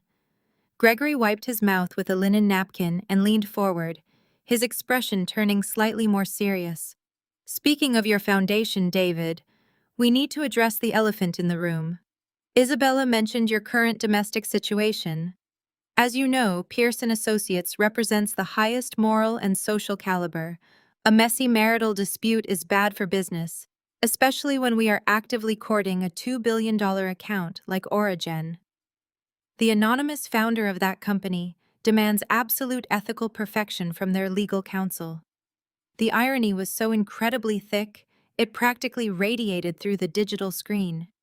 Gregory was demanding ethical perfection from a man sitting in a stolen house alongside his mistress while actively insulting the very billionaire they were trying to court. Gregory continued, his voice echoing through the silent hotel suite where I sat surrounded by my actual wealth. We cannot afford any scandals, David. Origin is the golden goose. If they catch wind of any instability, they will drop our firm instantly. David set his wine glass down, his face twisting into a mask of solemn responsibility. You have my absolute assurance, Gregory, that the situation is entirely resolved, David said smoothly. My current wife is completely out of the picture. She was quite frankly a massive dead weight holding me back from reaching my full potential. She lacked the sophistication, the drive, and the elite mindset required to stand beside a managing partner. Isabella reached under the table and placed her hand over David's, offering him a look of deep theatrical sympathy. Nora just did not understand the corporate world, Dad, Isabella chimed in. David carried the entire financial and emotional burden of that marriage. He was suffocating. He finally asked her to leave yesterday and she packed her cheap bags without a single argument. She knows she does not belong in this house. I am filing the final divorce papers the morning after Christmas. David confirmed, his voice ringing with absolute certainty. I am purging the dead weight from my life, so I can fully focus on the firm, on the Origin account, and on building a future with someone who truly matches my ambition. He turned his head and smiled lovingly at Isabella. Gregory looked from his daughter to David. The older executive sat back in his chair, interlacing his fingers. The tension in the room hung heavily for a few seconds before Gregory finally offered a slow, deeply approving smile. Ambition requires ruthless decisions, David Gregory announced, raising his glass of my stolen wine. I am glad to see you have the backbone to cut loose a liability. Isabella deserves a man who commands his own empire. Secure this divorce quietly. Bring me the Origin account by New Year, and the managing partner office is yours." The table erupted in joyful cheers. David's mother clapped her hands together in delight, while his sister Diana raised her glass high. They toasted to David's brilliant future, his magnificent home, and his beautiful new partner. They were celebrating their absolute victory, completely blind to the fact that they were dancing on a landmine with the timer counting down to 0. I watched them clink their crystal glasses together, the sharp sound ringing out like a death knell for his entire career. My makeup artist stepped back, admiring her flawless work in the mirror. I locked the tablet screen, my heart beating with the steady, calm rhythm of a predator about to strike. I stood up, smoothing the fabric of my stunning evening gown. It was time to give David exactly what he asked for. It was time to show him how the real world operated. The heavy oak doors of the hotel suite closed behind my styling team, leaving me alone in the sprawling room for a brief moment. I smoothed the rich emerald fabric of my custom gown, feeling the heavy drape of the silk against my skin. A delicate diamond necklace rested coolly against my collarbone, a subtle but undeniable marker of the immense wealth I wielded. I glanced at the security feed on my tablet one last time before slipping the device into my evening clutch. The camera displayed the dining room of the Boston house where plates were being cleared and the conversation was taking a sharp, aggressive turn toward the corporate battlefield. I stepped out of the suite and walked toward the private elevator, knowing the countdown to absolute destruction had reached its final minutes. Inside the Boston house, the decadent holiday dinner had concluded, leaving the table cluttered with empty plates and nearly drained wine glasses. Gregory Pierce leaned back in his chair, wiping his mouth with a linen napkin before tossing it onto the mahogany table. The casual, celebratory atmosphere in the room shifted instantly. Gregory was no longer the approving father-in-law. He seamlessly transitioned into the ruthless chief executive officer, his sharp eyes locking directly onto my husband. "We have celebrated your domestic restructuring enough for one evening," David Gregory announced, his voice dropping into a serious, commanding register. "It is time to discuss the only thing that truly matters right now. The Origin initial public offering." David immediately sat up straighter, abandoning his relaxed posture. He nodded eagerly, mimicking the intense focus of a loyal soldier receiving his marching orders.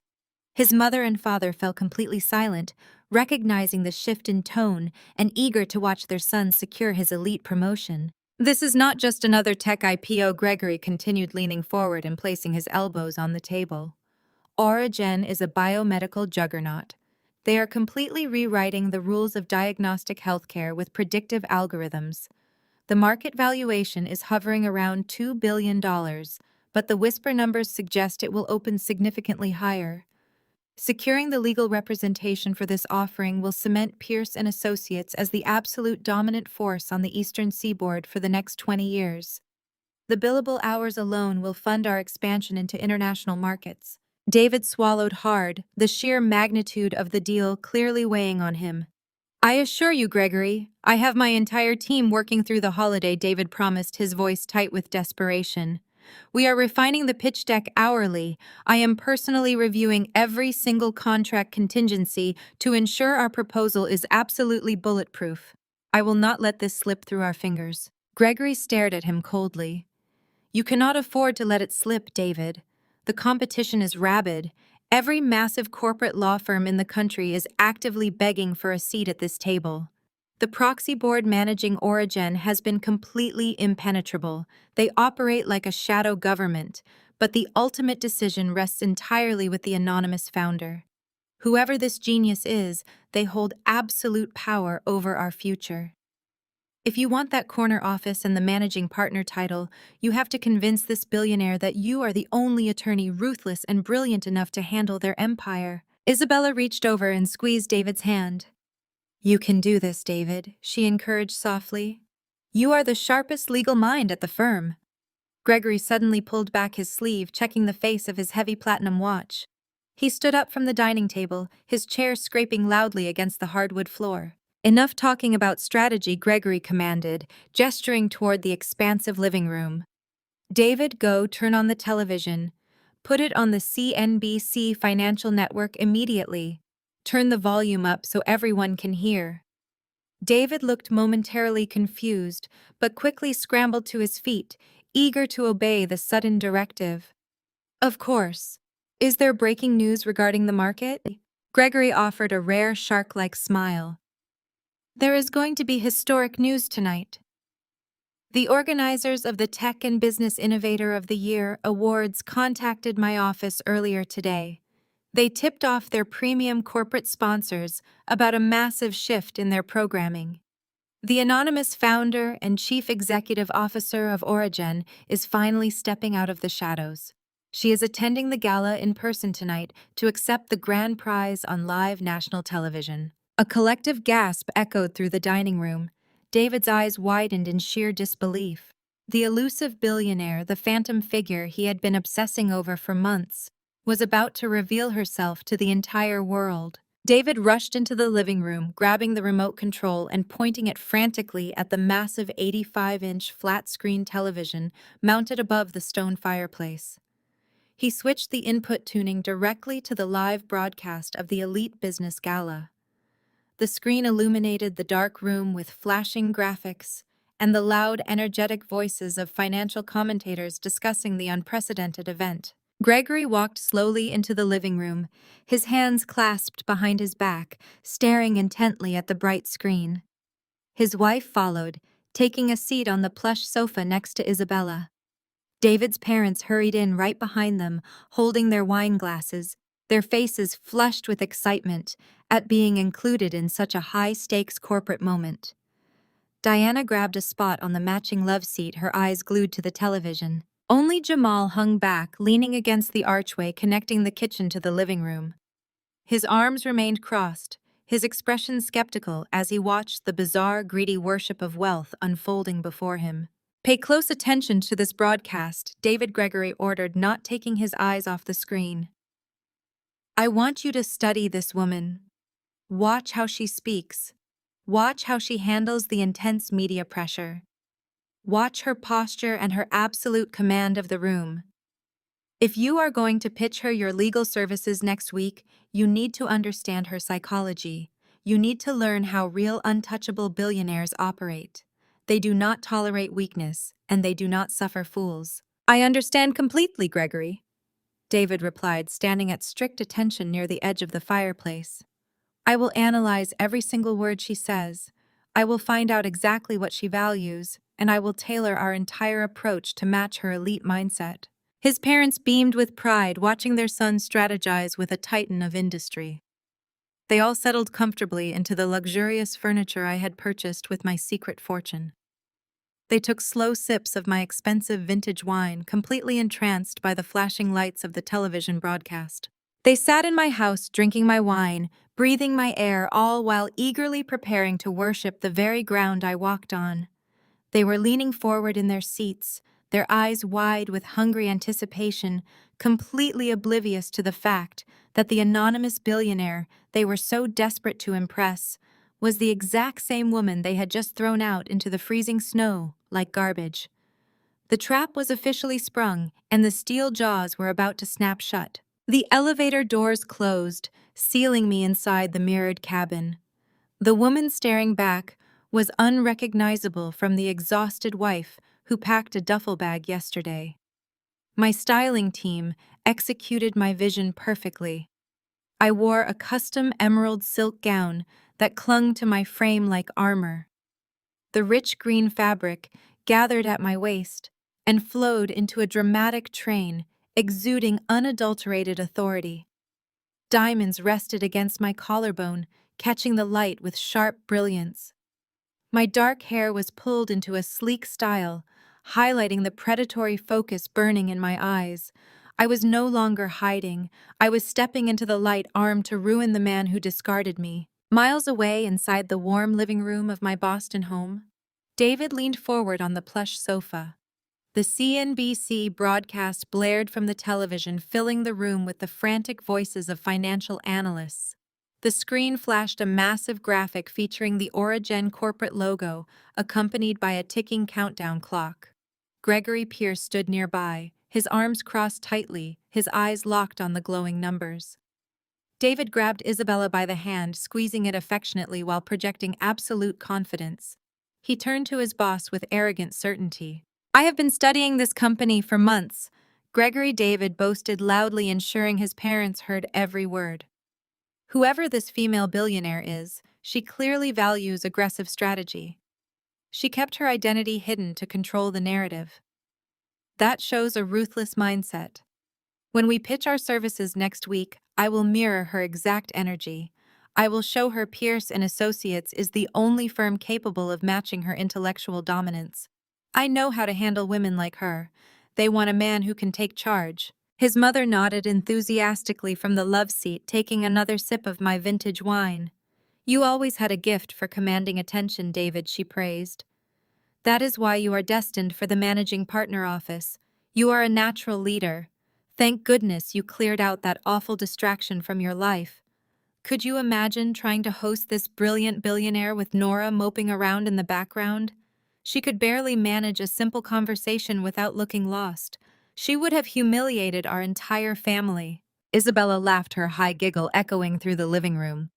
"Nora would probably offer the chief executive officer a coupon for a discount grocery store," Isabella mocked, resting her head against David. "I am so glad you cut the dead weight loose, baby. Now you can focus entirely on your elite future." I stepped out of the elevator into the grand lobby. A team of security contractors immediately flanked me. The hotel manager rushed forward, clearing a path through the opulent foyer. Wealthy guests stopped their conversations, turning to stare at the stunning woman surrounded by bodyguards. I did not break my stride. I walked with lethal grace, the heavy emerald silk whispering softly against the polished marble floor. My security chief pulled open the glass doors, and the freezing Boston wind hit my face. It felt exhilarating. A black stretch limousine sat idling at the curb. The chauffeur bowed slightly, holding the door wide open for my arrival. Back in the suburbs, Jamal shifted his weight in the corner chair. He watched David puff out his chest and accept the lavish praise from his ignorant family. Jamal discreetly checked his phone before looking back at the television. The financial pundits were practically screaming with anticipation, analyzing the unprecedented rise of Origen and the sheer genius of its anonymous founder. Jamal looked at David, then looked at the television, his face completely devoid of amusement. The suffocating irony in the room was physically repulsive to him. He knew David was celebrating a fraudulent victory, basking in the glow of a house he did not own, drinking wine he did not buy, and preparing to court a billionaire he could never impress. I slid into the luxurious, heated interior of the black limousine. The soft leather seats enveloped me, and the tinted windows shielded me from the snowy city streets. The heavy door clicked shut, sealing me inside a rolling fortress. I reached for the chilled bottle of sparkling water resting in the crystal console, pouring myself a glass with perfectly steady hands. The vehicle smoothly pulled away from the curb, merging into the heavy holiday traffic, heading directly toward the massive convention center. My tablet buzzed inside my emerald evening clutch. I pulled it out and tapped the screen. A final message from Victor, my lead asset manager in Geneva, illuminated the dark interior of the limousine. "The lockdown is absolute. All accounts are frozen. The deed is secured. He stands on thin air." I smiled, locking the tablet and sliding it back into my bag. The contrast between my current reality and David's arrogant ignorance was intoxicating. He was sitting in my living room, proudly wearing a custom suit I covertly financed, boasting to his boss about his superior intellect. He genuinely believed he engineered the ultimate life upgrade. He thought his path to wealth and power was entirely cleared. He was gleefully watching a television screen, eagerly waiting to analyze his future client, completely unaware that he was waiting to witness his own execution. The long limousine glided through snowy streets, bringing me closer to the glittering gala. I stared out the tinted window, watching the city lights blur into bright streaks of color. I felt a profound calm wash over my entire body. I spent 5 agonizing years quietly absorbing their insults, tolerating their disrespect, and financially subsidizing their arrogant illusions. I allowed David to convince himself he was a titan of industry, while I operated the actual corporate machinery in total secrecy. But the era of my silent accommodation was officially over. I was about to shatter his reality with a public devastation he could never comprehend. The stage was set, the cameras were live, and my wrath was inbound. The black limousine rolled to a smooth stop in front of the Grand Convention Center. Through the tinted glass, I saw a blinding sea of flashing camera lights and a surging crowd of journalists. The red carpet stretched out like a velvet runway, flanked by heavy velvet ropes, and dozens of uniformed police officers struggling to hold back the frantic media mob. Every major financial news outlet was stationed outside their reporters, shouting into microphones, desperate to catch the first glimpse of the anonymous billionaire stepping out of the vehicle. My lead security contractor opened the door. The freezing winter air rushed in, mixing with the deafening roar of the crowd. I stepped out onto the red carpet. My emerald gown caught the brilliant glare of 100 flashbulbs shimmering like liquid glass. The reporters instantly surged forward against the barricade, screaming questions about the impending initial public offering and demanding to know my name. I ignored every single one of them. I did not pause to pose for photographs or offer polite smiles to the television cameras. I kept my posture rigid and my gaze fixed straight ahead. My security detail formed a tight, impenetrable wedge around me, moving with military precision to slice through the chaotic frenzy. We bypassed the main press area entirely, walking swiftly past the bewildered celebrities and corporate titans who had stopped to give interviews. I moved directly toward the heavily guarded side entrance reserved exclusively for elite guests. The massive steel doors slammed shut behind me, instantly cutting off the deafening roar of the paparazzi. The backstage area was a hive of frantic, highly organized activity. Men and women with clipboards ran down the dimly lit corridors, shouting timing cues into their headsets. Harrison Caldwell stood near the edge of the velvet curtains, surrounded by network executives. When he saw me approach, his anxious expression transformed into a look of absolute awe. He stepped forward, taking in my commanding presence, completely captivated by the ruthless energy I projected. He extended his hand, treating me with the profound reverence reserved only for the highest echelon of the global elite. He whispered that the network ratings were currently shattering all previous records. The entire world was watching, and the stage was perfectly set. Miles away in the quiet suburbs of Boston, the atmosphere inside my stolen house was thick with greedy anticipation. The massive television screen above the stone fireplace flashed with brilliant golden graphics, signaling the return from a commercial break. A famous financial journalist stepped up to the crystal podium, the bright stage lights reflecting off his polished suit. The audience inside the auditorium erupted into thunderous applause, anticipating the historic revelation. Gregory Pierce leaned forward on the plush sofa, resting his elbows heavily on his knees. He raised a hand, commanding absolute silence from the room. "Quiet down, everyone." Gregory ordered, his voice sharp and utterly focused. "The main event is starting. David, grab your notepad. I want you analyzing her body language from the exact second she steps onto that stage." David eagerly grabbed a leather-bound notebook from the coffee table, his eyes locked onto the screen with a manic, hungry intensity.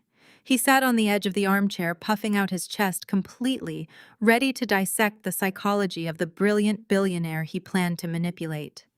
Isabella sat closely beside him, swirling her expensive wine, a smug smile plastered across her face. David's parents leaned in closely from the love seat, their faces flushed with the thrill of proximity to such massive wealth.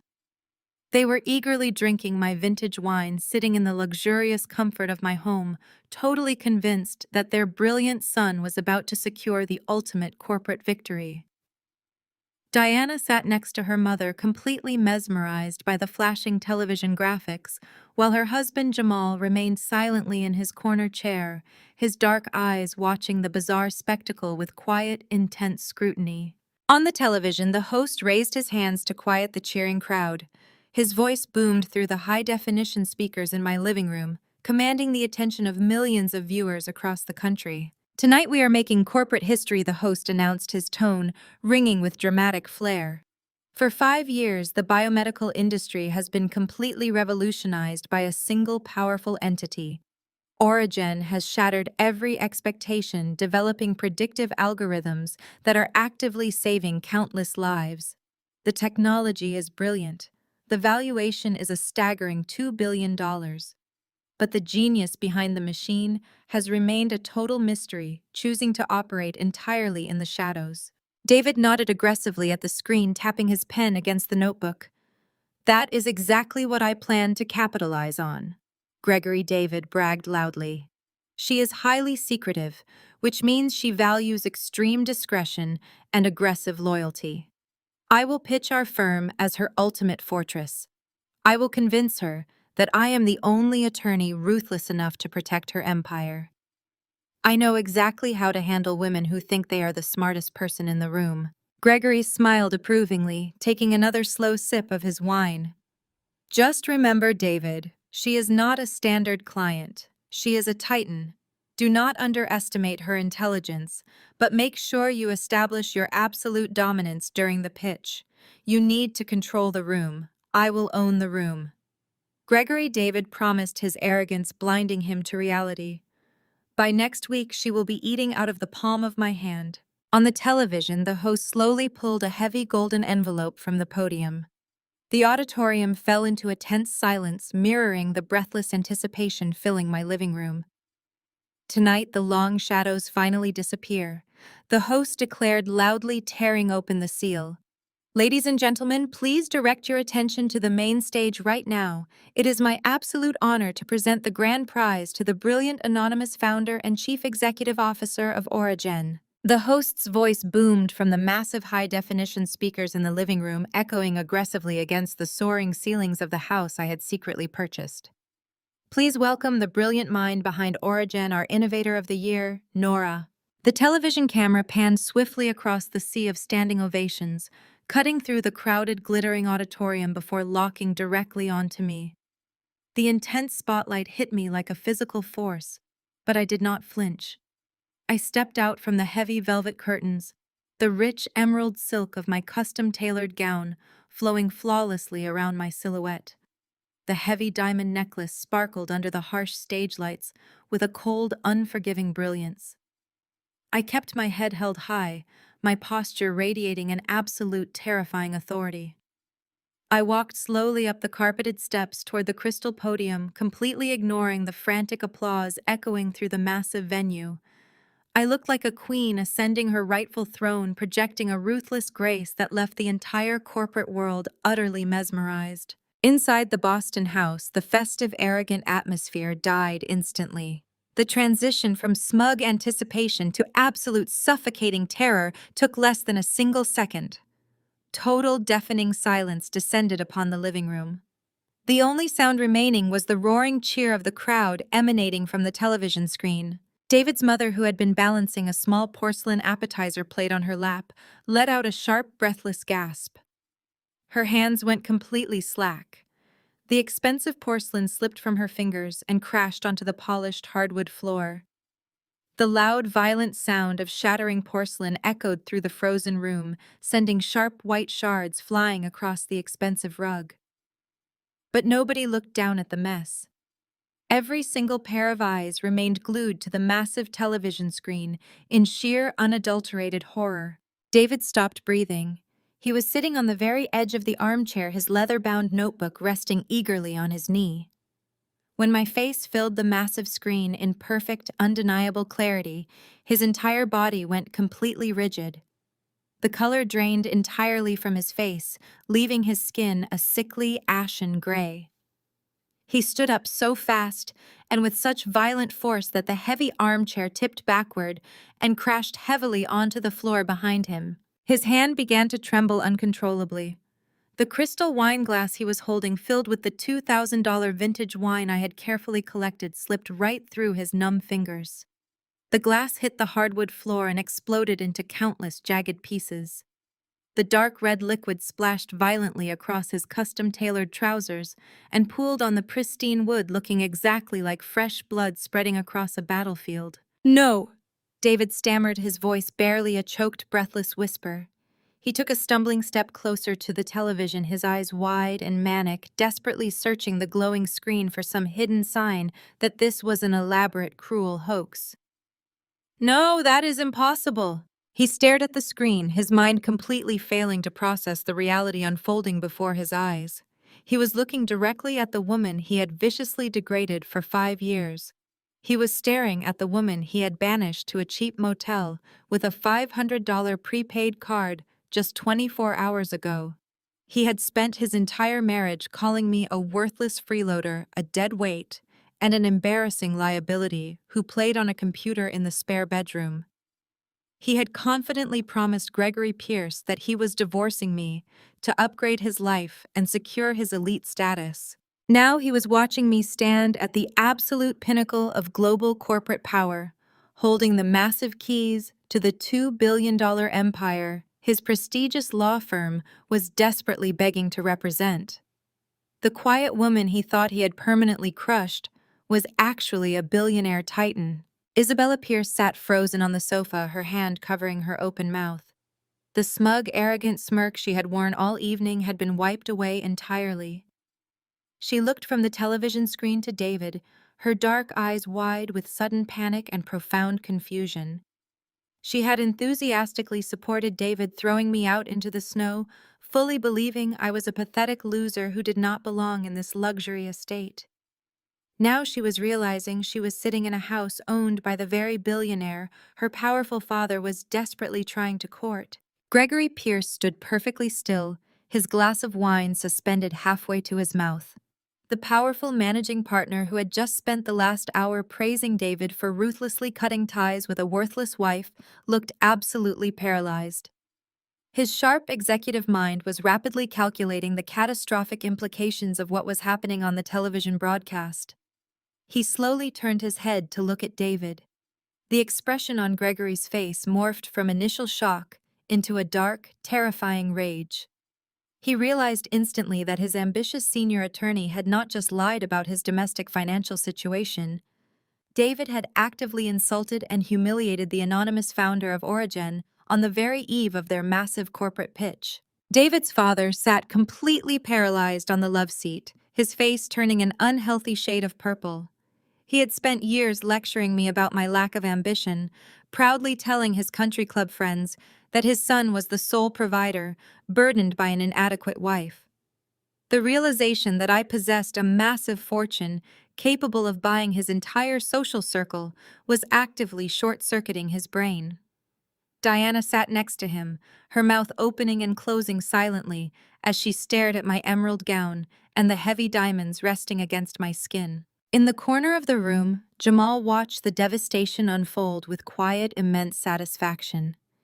He remained seated in his accent chair, his arms crossed tightly over his chest. A slow, knowing smile touched the corners of his mouth.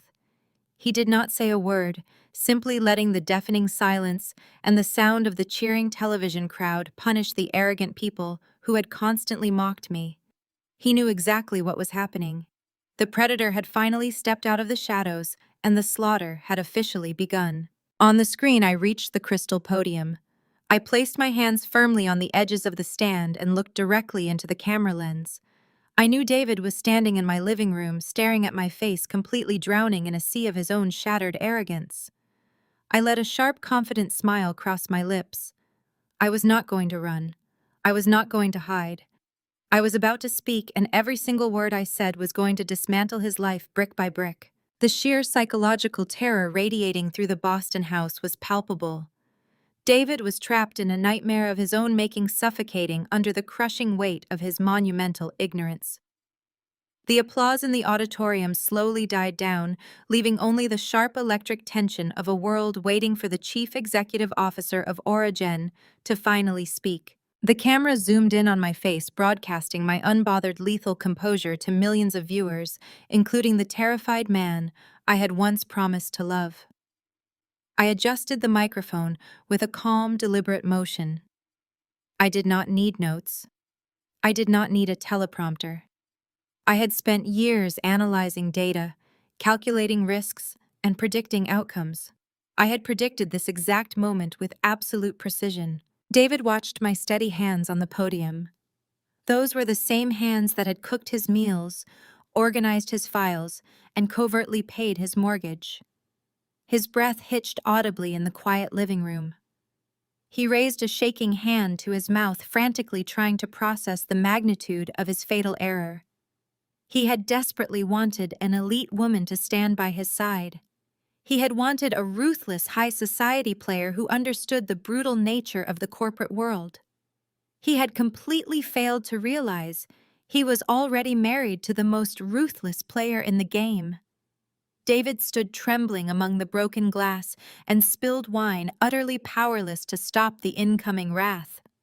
The heavy silence in my living room pressed down on him as the television camera maintained a tight, unforgiving focus on my face. I looked out at the thousands of brilliant minds seated in the auditorium. I grasped the edges of the crystal podium and let a sharp, predatory smile curve my lips. "Good evening," I began. My voice was steady, calm, and echoed with absolute authority across the national broadcast. For 5 years, I have operated entirely in the shadows. I built Origen with a singular, unyielding vision to revolutionize predictive healthcare through artificial intelligence.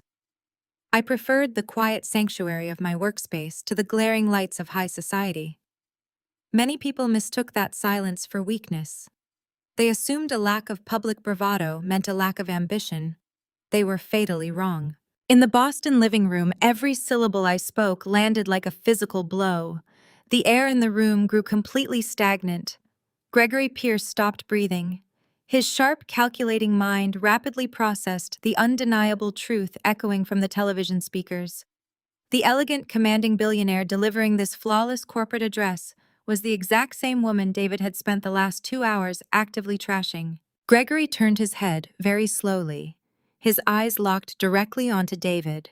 The mixture of absolute horror and dawning realization on the older executive's face was terrifying to behold. The blood rushed to Gregory's face as the pieces violently clicked together. He recognized that the $2 billion account his entire law firm was desperately fighting to secure belonged solely to the woman his senior attorney had just banished to a cheap motel. David had just bragged about divorcing the golden goose. He had publicly insulted the most powerful potential client in their firm's history. On the screen, I continued my speech, my voice carrying the immense weight of a multi-billion-dollar empire. We started as a quiet algorithm processing genetic markers on a single laptop, I stated, holding the attention of millions. Today, Origen holds a market valuation of $2 billion. Our technology is deployed in elite research hospitals across the globe. We have saved countless lives, and we have fundamentally shifted the paradigm of modern medicine. And as the financial world already knows, we are actively preparing for our initial public offering. We are about to open our doors to the global market. The interest from the absolute highest tiers of the legal and financial sectors has been incredibly humbling. We have received aggressive pitches from the most prestigious firms in the country, all eager to guide us through this monumental transition. David's mother shrank back deep into the plush sofa cushions. Her hands began to tremble violently. The woman she had aggressively labeled a freeloader, a dead weight, and a pathetic failure was casually confirming a $2 billion valuation on live national television. The sheer magnitude of my wealth hit the living room with crushing, suffocating force. All the passive-aggressive insults, all the condescending remarks about my simple clothes, all the cruel jokes about my lack of a real career rushed back to haunt her in vivid detail. David's father looked physically ill. He grasped his chest, his face pale and slick with sudden sweat, as his entire arrogant worldview shattered into microscopic pieces. He had boasted to his country club friends that his son was a brilliant provider burdened by a useless wife. Now he was forced to swallow the bitter reality that his son was nothing but a fragile parasite feeding off a secret billionaire. Diana sat completely frozen beside him, her previous malicious joy instantly replaced by a deep, sickening dread. Isabella stared at the television screen, her mind completely failing to comprehend the unfolding disaster. She looked down at her expensive designer handbag resting on the floor, then looked around the grand living room. The magnificent house she was sitting in, the vintage wine she had been drinking, the luxurious lifestyle she desperately coveted, they were all funded by the woman she had just openly mocked. Isabella realized with sudden, terrifying clarity that David did not own a single piece of this elite existence. He was a complete fraud, and she had attached herself to a sinking ship. David could not move. His legs felt like heavy lead blocks rooted to the stained hardwood floor. He wanted to speak. He wanted to offer some desperate, frantic explanation to Gregory to somehow salvage the catastrophic wreckage of his career. But his throat was completely paralyzed. The arrogant, smooth-talking lawyer, who always had the perfect manipulative argument, was suddenly reduced to a trembling, silent coward. He stared at my radiant, powerful image on the screen, completely trapped in a nightmare of his own arrogant creation. Jamal leaned forward in his accent chair. His eyes remained fixed on the television screen, thoroughly enjoying the spectacular destruction of the people who had treated me like garbage. He did not offer a single word of comfort to his terrified in-laws. He simply watched the execution unfold, silently applauding the ruthless trap I had so perfectly sprung. I stood on the stage, the heavy golden trophy resting next to my hand on the crystal podium. The auditorium was completely silent, hanging on every word I spoke. I had established my power. I had confirmed the staggering value of my company. I had laid the groundwork perfectly. The executives in the crowd were nodding in deep respect, taking notes on my corporate philosophy. They saw a brilliant innovator ready to conquer the market. But my speech was not meant for the thousands of people sitting in the audience. It was meticulously designed for the small group of arrogant, toxic people sitting in my living room. I took a slow, steady breath. It was time to shift the focus of my address. It was time to aim the heavy artillery directly at Pierce and Associates and pull the trigger on live national television. I looked straight into the primary camera lens, my eyes burning with cold, calculated vengeance, ready to deliver the final fatal blow. The massive auditorium was completely captivated. Thousands of industry leaders, venture capitalists, and financial journalists hung on my every breath. I adjusted my grip on the edges of the crystal podium. I let the silence stretch for just a fraction of a second longer, ensuring that every single viewer across the nation was paying absolute attention. I could feel the immense weight of the past 5 years lifting from my shoulders. All the quiet indignities, the muffled insults, and the arrogant dismissals from David and his toxic family were evaporating under the glaring heat of the stage lights. I was finally taking my power back, and I was doing it with maximum collateral damage. As we prepare to take Origin public, I announced, my voice slicing through the quiet room with razor-sharp clarity. We have been evaluating the partnerships that will guide us into this next chapter. An initial public offering of this magnitude requires more than just aggressive legal maneuvering. It requires an alignment of principles. When I founded this company, I built it on a foundation of absolute transparency, unwavering ethics, and relentless integrity. Those are not just corporate buzzwords for a pitch deck. They are the strict non-negotiable requirements for anyone who wishes to sit at our table. In the Boston living room, David stopped breathing entirely. The color had already drained from his face, but now his hands began to shake violently. He knew exactly what was happening. He recognized the heavy impending doom rolling toward him like a runaway freight train. His heart hammered furiously against his ribs, a physical manifestation of his complete and utter panic. Gregory Pierce stood paralyzed, the blood roaring in his ears. The wealthy managing partner was suddenly trapped in a horrifying front-row seat to his own professional slaughter. Over the past 8 months, my proxy board has received countless bids from the most elite corporate law firms in the country. I continued projecting a devastating calm. They have offered us the moon. They have promised round-the-clock dedication. They have touted their most brilliant senior attorneys to secure our $2 billion account. We have reviewed every single proposal meticulously. I paused, letting a cold, humorless smile touch my lips. I looked dead into the camera lens, stripping away the corporate facade to deliver a direct, highly personal execution. Transparency and ethics are our core values, I announced to millions of viewers, which is why Origin is officially publicly rejecting the bid from Pearson Associates. A collective deafening gasp erupted across the grand auditorium. The financial journalists in the press pit immediately started frantically typing on their devices.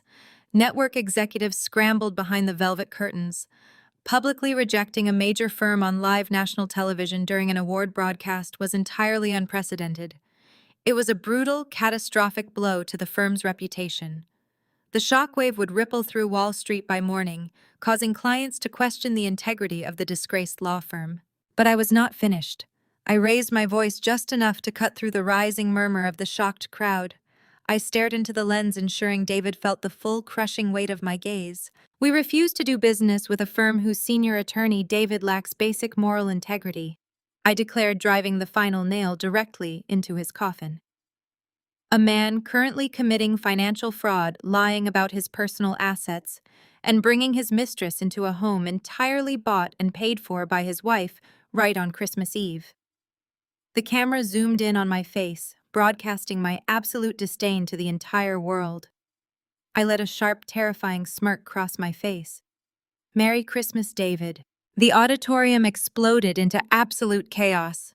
The polite, formal atmosphere of the elite business gala vanished in a fraction of a second. Thousands of attendees gasped in shock, whispering frantically to one another. Reporters shouted questions, their voices echoing through the massive hall. My security detail immediately stepped forward, creating a protective wall around the podium as the sheer magnitude of the public execution sent shockwaves through the entire financial industry. Phones were ringing globally.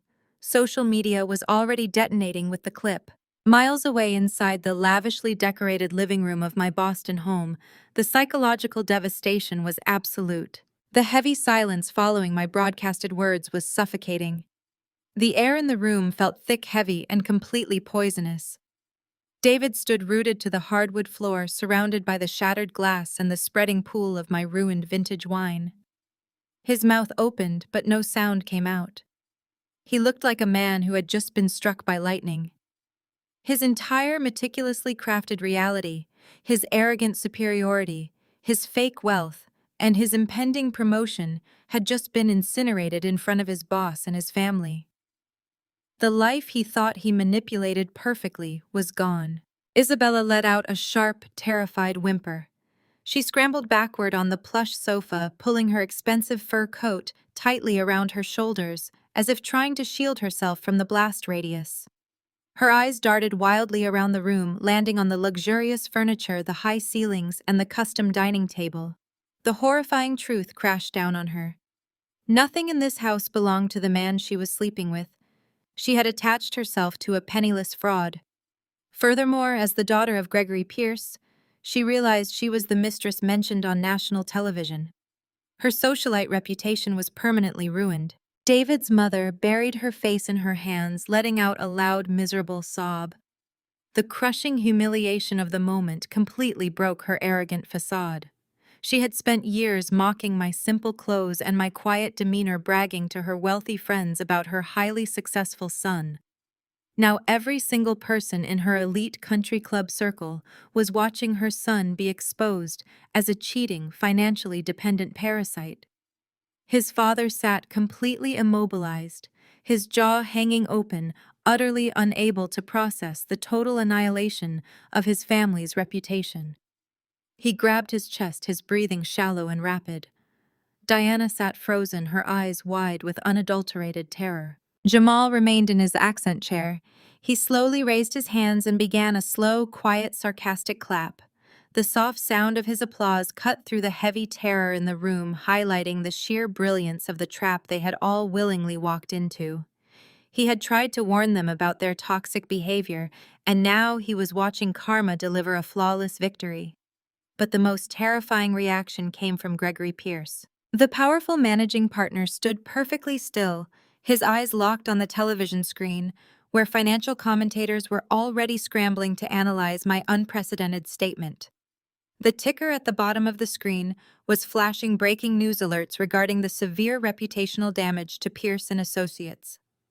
Gregory's face turned a violent, dangerous shade of crimson. The veins in his neck bulged against his starched white collar. His entire law firm, a prestigious institution he had spent decades building, had just been publicly humiliated and blacklisted by the most lucrative client of the decade. Worse still, his own daughter had been implicated as the mistress in a highly publicized scandal. And it was all because of the arrogant, foolish senior attorney standing right in front of him.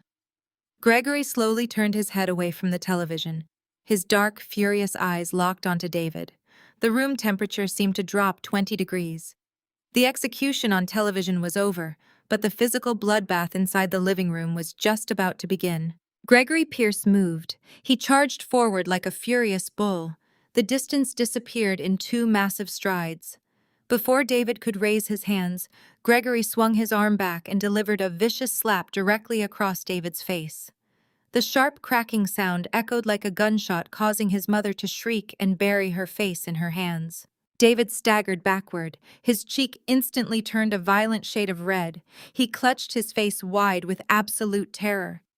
Gregory lunged forward and grabbed David by the collar of his expensive cashmere sweater, hauling him forward until they were inches apart. "You absolute idiot!" Gregory roared, spit flying from his lips. "You arrogant, incompetent fool! You just destroyed my entire firm on national television." "Gregory, please, I can explain," David stammered desperately, trying to pry his boss's hands off his sweater. "I had no idea it was her." "You did not know!" Gregory screamed, pushing David backwards so hard he crashed heavily into the glass coffee table. "You told me she was a pathetic liability.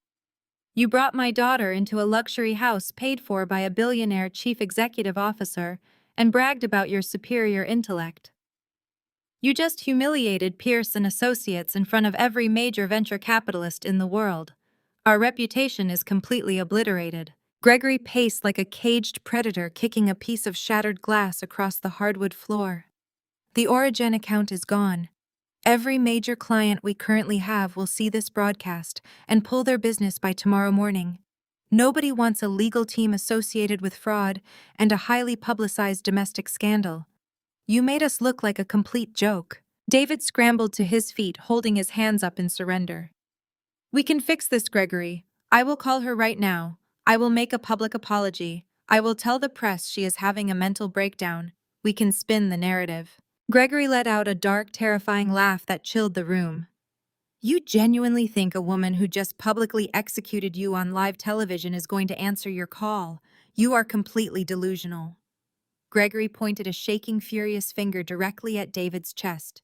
"You are fired. Effective immediately. You are stripped of your title, your salary, and your corporate standing.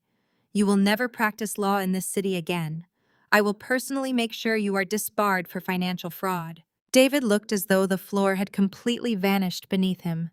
His knees buckled. "Gregory, you cannot do this. I gave you everything. You dedicated your life to your own massive ego." Gregory spat coldly. "Hand over your corporate phone and your access badge right now." David fumbled in his pockets, pulling out the heavy company phone and the plastic security badge. He handed them over with trembling fingers. Gregory snatched them away and turned sharply toward his daughter. "Isabella, get your coat," Gregory commanded. "We are leaving this stolen property right now." Isabella stood up slowly from the plush sofa. The romantic affection she had displayed all evening was entirely gone, replaced by utter disgust.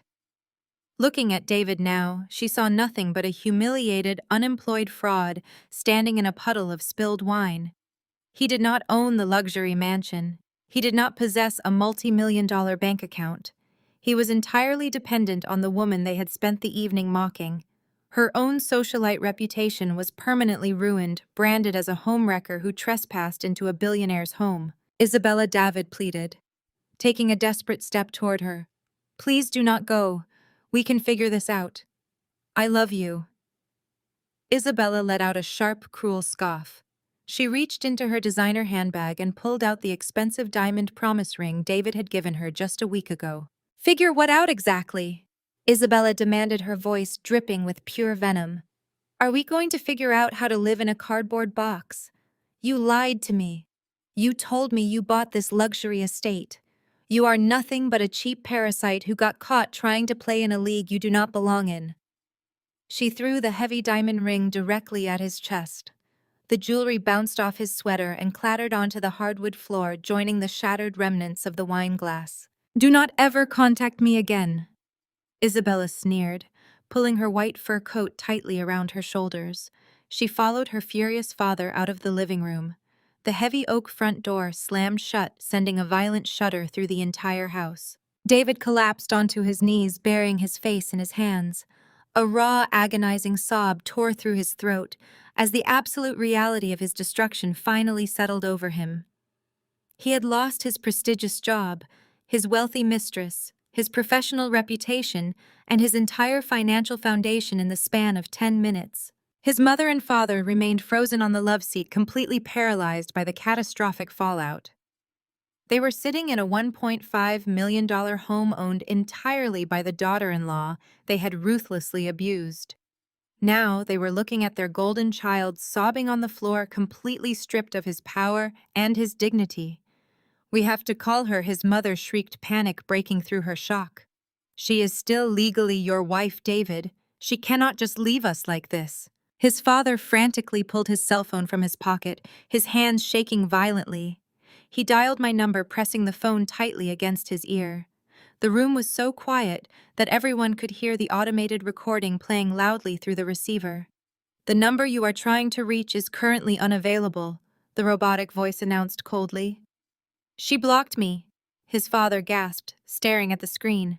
"Diana, try your phone. Call her right now." Diana frantically tapped my contact name on her screen, putting it on speakerphone. The exact same automated message echoed through the silent living room. They were completely blocked, cut off entirely from the billionaire they had desperately tried to impress. David pulled out his personal phone, ignoring the tears streaming down his face. He dialed my number over and over again, his thumb smashing the screen in a desperate, manic frenzy. Each message immediately bounced back, marked with an undeliverable error code.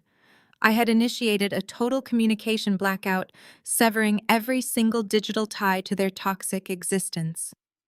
"She is gone," David whispered, staring blankly at his useless phone. "She took everything." Jamal stood up from his accent chair in the corner of the room.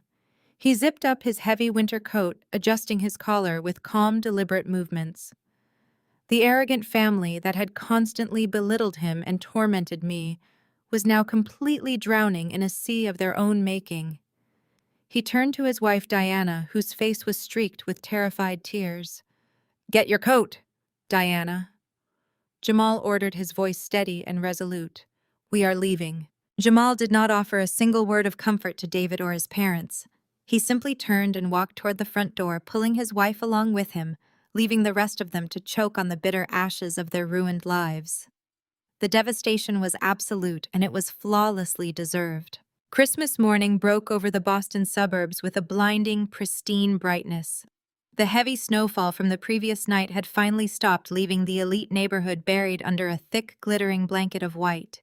Inside the sprawling $1.5 million estate, there was no festive joy. There was no exchange of expensive gifts or the comforting smell of a holiday breakfast. There was only the stale, sour stench of spilled wine and absolute despair. David lay awake on the living room floor, staring blankly at the massive television screen that remained completely black. His tailored cashmere sweater was heavily stained, and his eyes were bloodshot from a sleepless night of frantic, entirely unsuccessful attempts to contact anyone who could save him. His parents were huddled together on the plush sofa, shivering despite the expensive heating system. They had spent the entire night crying and blaming each other for the catastrophic implosion of their elite social standing. They were trapped in a paralyzing state of denial, desperately hoping the morning light would somehow reset the brutal reality of their situation. At exactly 8 o'clock in the morning, a series of heavy, authoritative knocks echoed violently through the silent house. The loud pounding rattled the thick oak front door, completely shattering the quiet tension in the foyer. David jumped to his feet, his heart hammering furiously against his ribs. A frantic spark of hope ignited in his chest. He genuinely believed I had returned to negotiate. He thought I had come back to offer him a generous financial settlement to keep the peace. He practically sprinted to the door and pulled it open, his rehearsed apologies already forming on his lips. But I was not standing on the porch. Instead, David found himself staring directly into the stern, uncompromising faces of two uniformed Boston police officers. Behind them stood a highly intimidating team of 4 private security contractors dressed entirely in tactical black. The lead police officer stepped forward, holding a thick stack of official legal documents attached to a heavy clipboard. David Blackwood, the officer, stated, his voice completely devoid of holiday cheer. "We are here to execute an immediate court-ordered eviction on behalf of the Origen Corporate Trust. You and all other occupants are required to vacate these premises immediately." David stared at the officer in absolute disbelief. "You cannot evict me," David shouted, his legal arrogance temporarily flaring up. "I am a senior attorney. I live here. My wife and I purchased this property together. You have no legal jurisdiction to remove me on Christmas morning." The officer remained entirely unmoved by the frantic outburst. He handed the heavy clipboard directly to David. "You are legally classified as an unauthorized occupant," the officer explained coldly. "The deed to this property belongs exclusively to a corporate holding company. The primary shareholder revoked your guest privileges late last night. We have the emergency judicial order right here. You have exactly 10 minutes to gather your personal clothing and exit the property. If you refuse to comply, we will arrest you for criminal trespassing." David looked down at the documents. The complex legal terminology was flawless. The eviction order was ironclad, signed by a Supreme Court judge who clearly did not care about holiday sentiments when massive corporate property rights were violated. His parents rushed into the foyer, their faces pale with terror. "You cannot throw us out into the snow," his mother shrieked, clutching her silk robe tightly around her neck. "We have nowhere to go. We do not even have our winter boots." David frantically pulled out his phone, his hands shaking violently as he opened his banking application. "I will just book us a luxury hotel suite downtown," David declared, trying desperately to salvage a tiny shred of his crushed masculine pride. "I will hire a private car to come get us. We do not need this wretched house." He tapped the screen to view his financial portfolio. The application loaded slowly, then displayed a bold, glaring error message. "Account frozen. Available balance is $0." He swiped frantically to his credit cards. Every single platinum card was marked with a bright red suspended status. The realization hit him like a physical punch to the gut. The financial lockdown was absolute. He had no money, no credit, and no assets.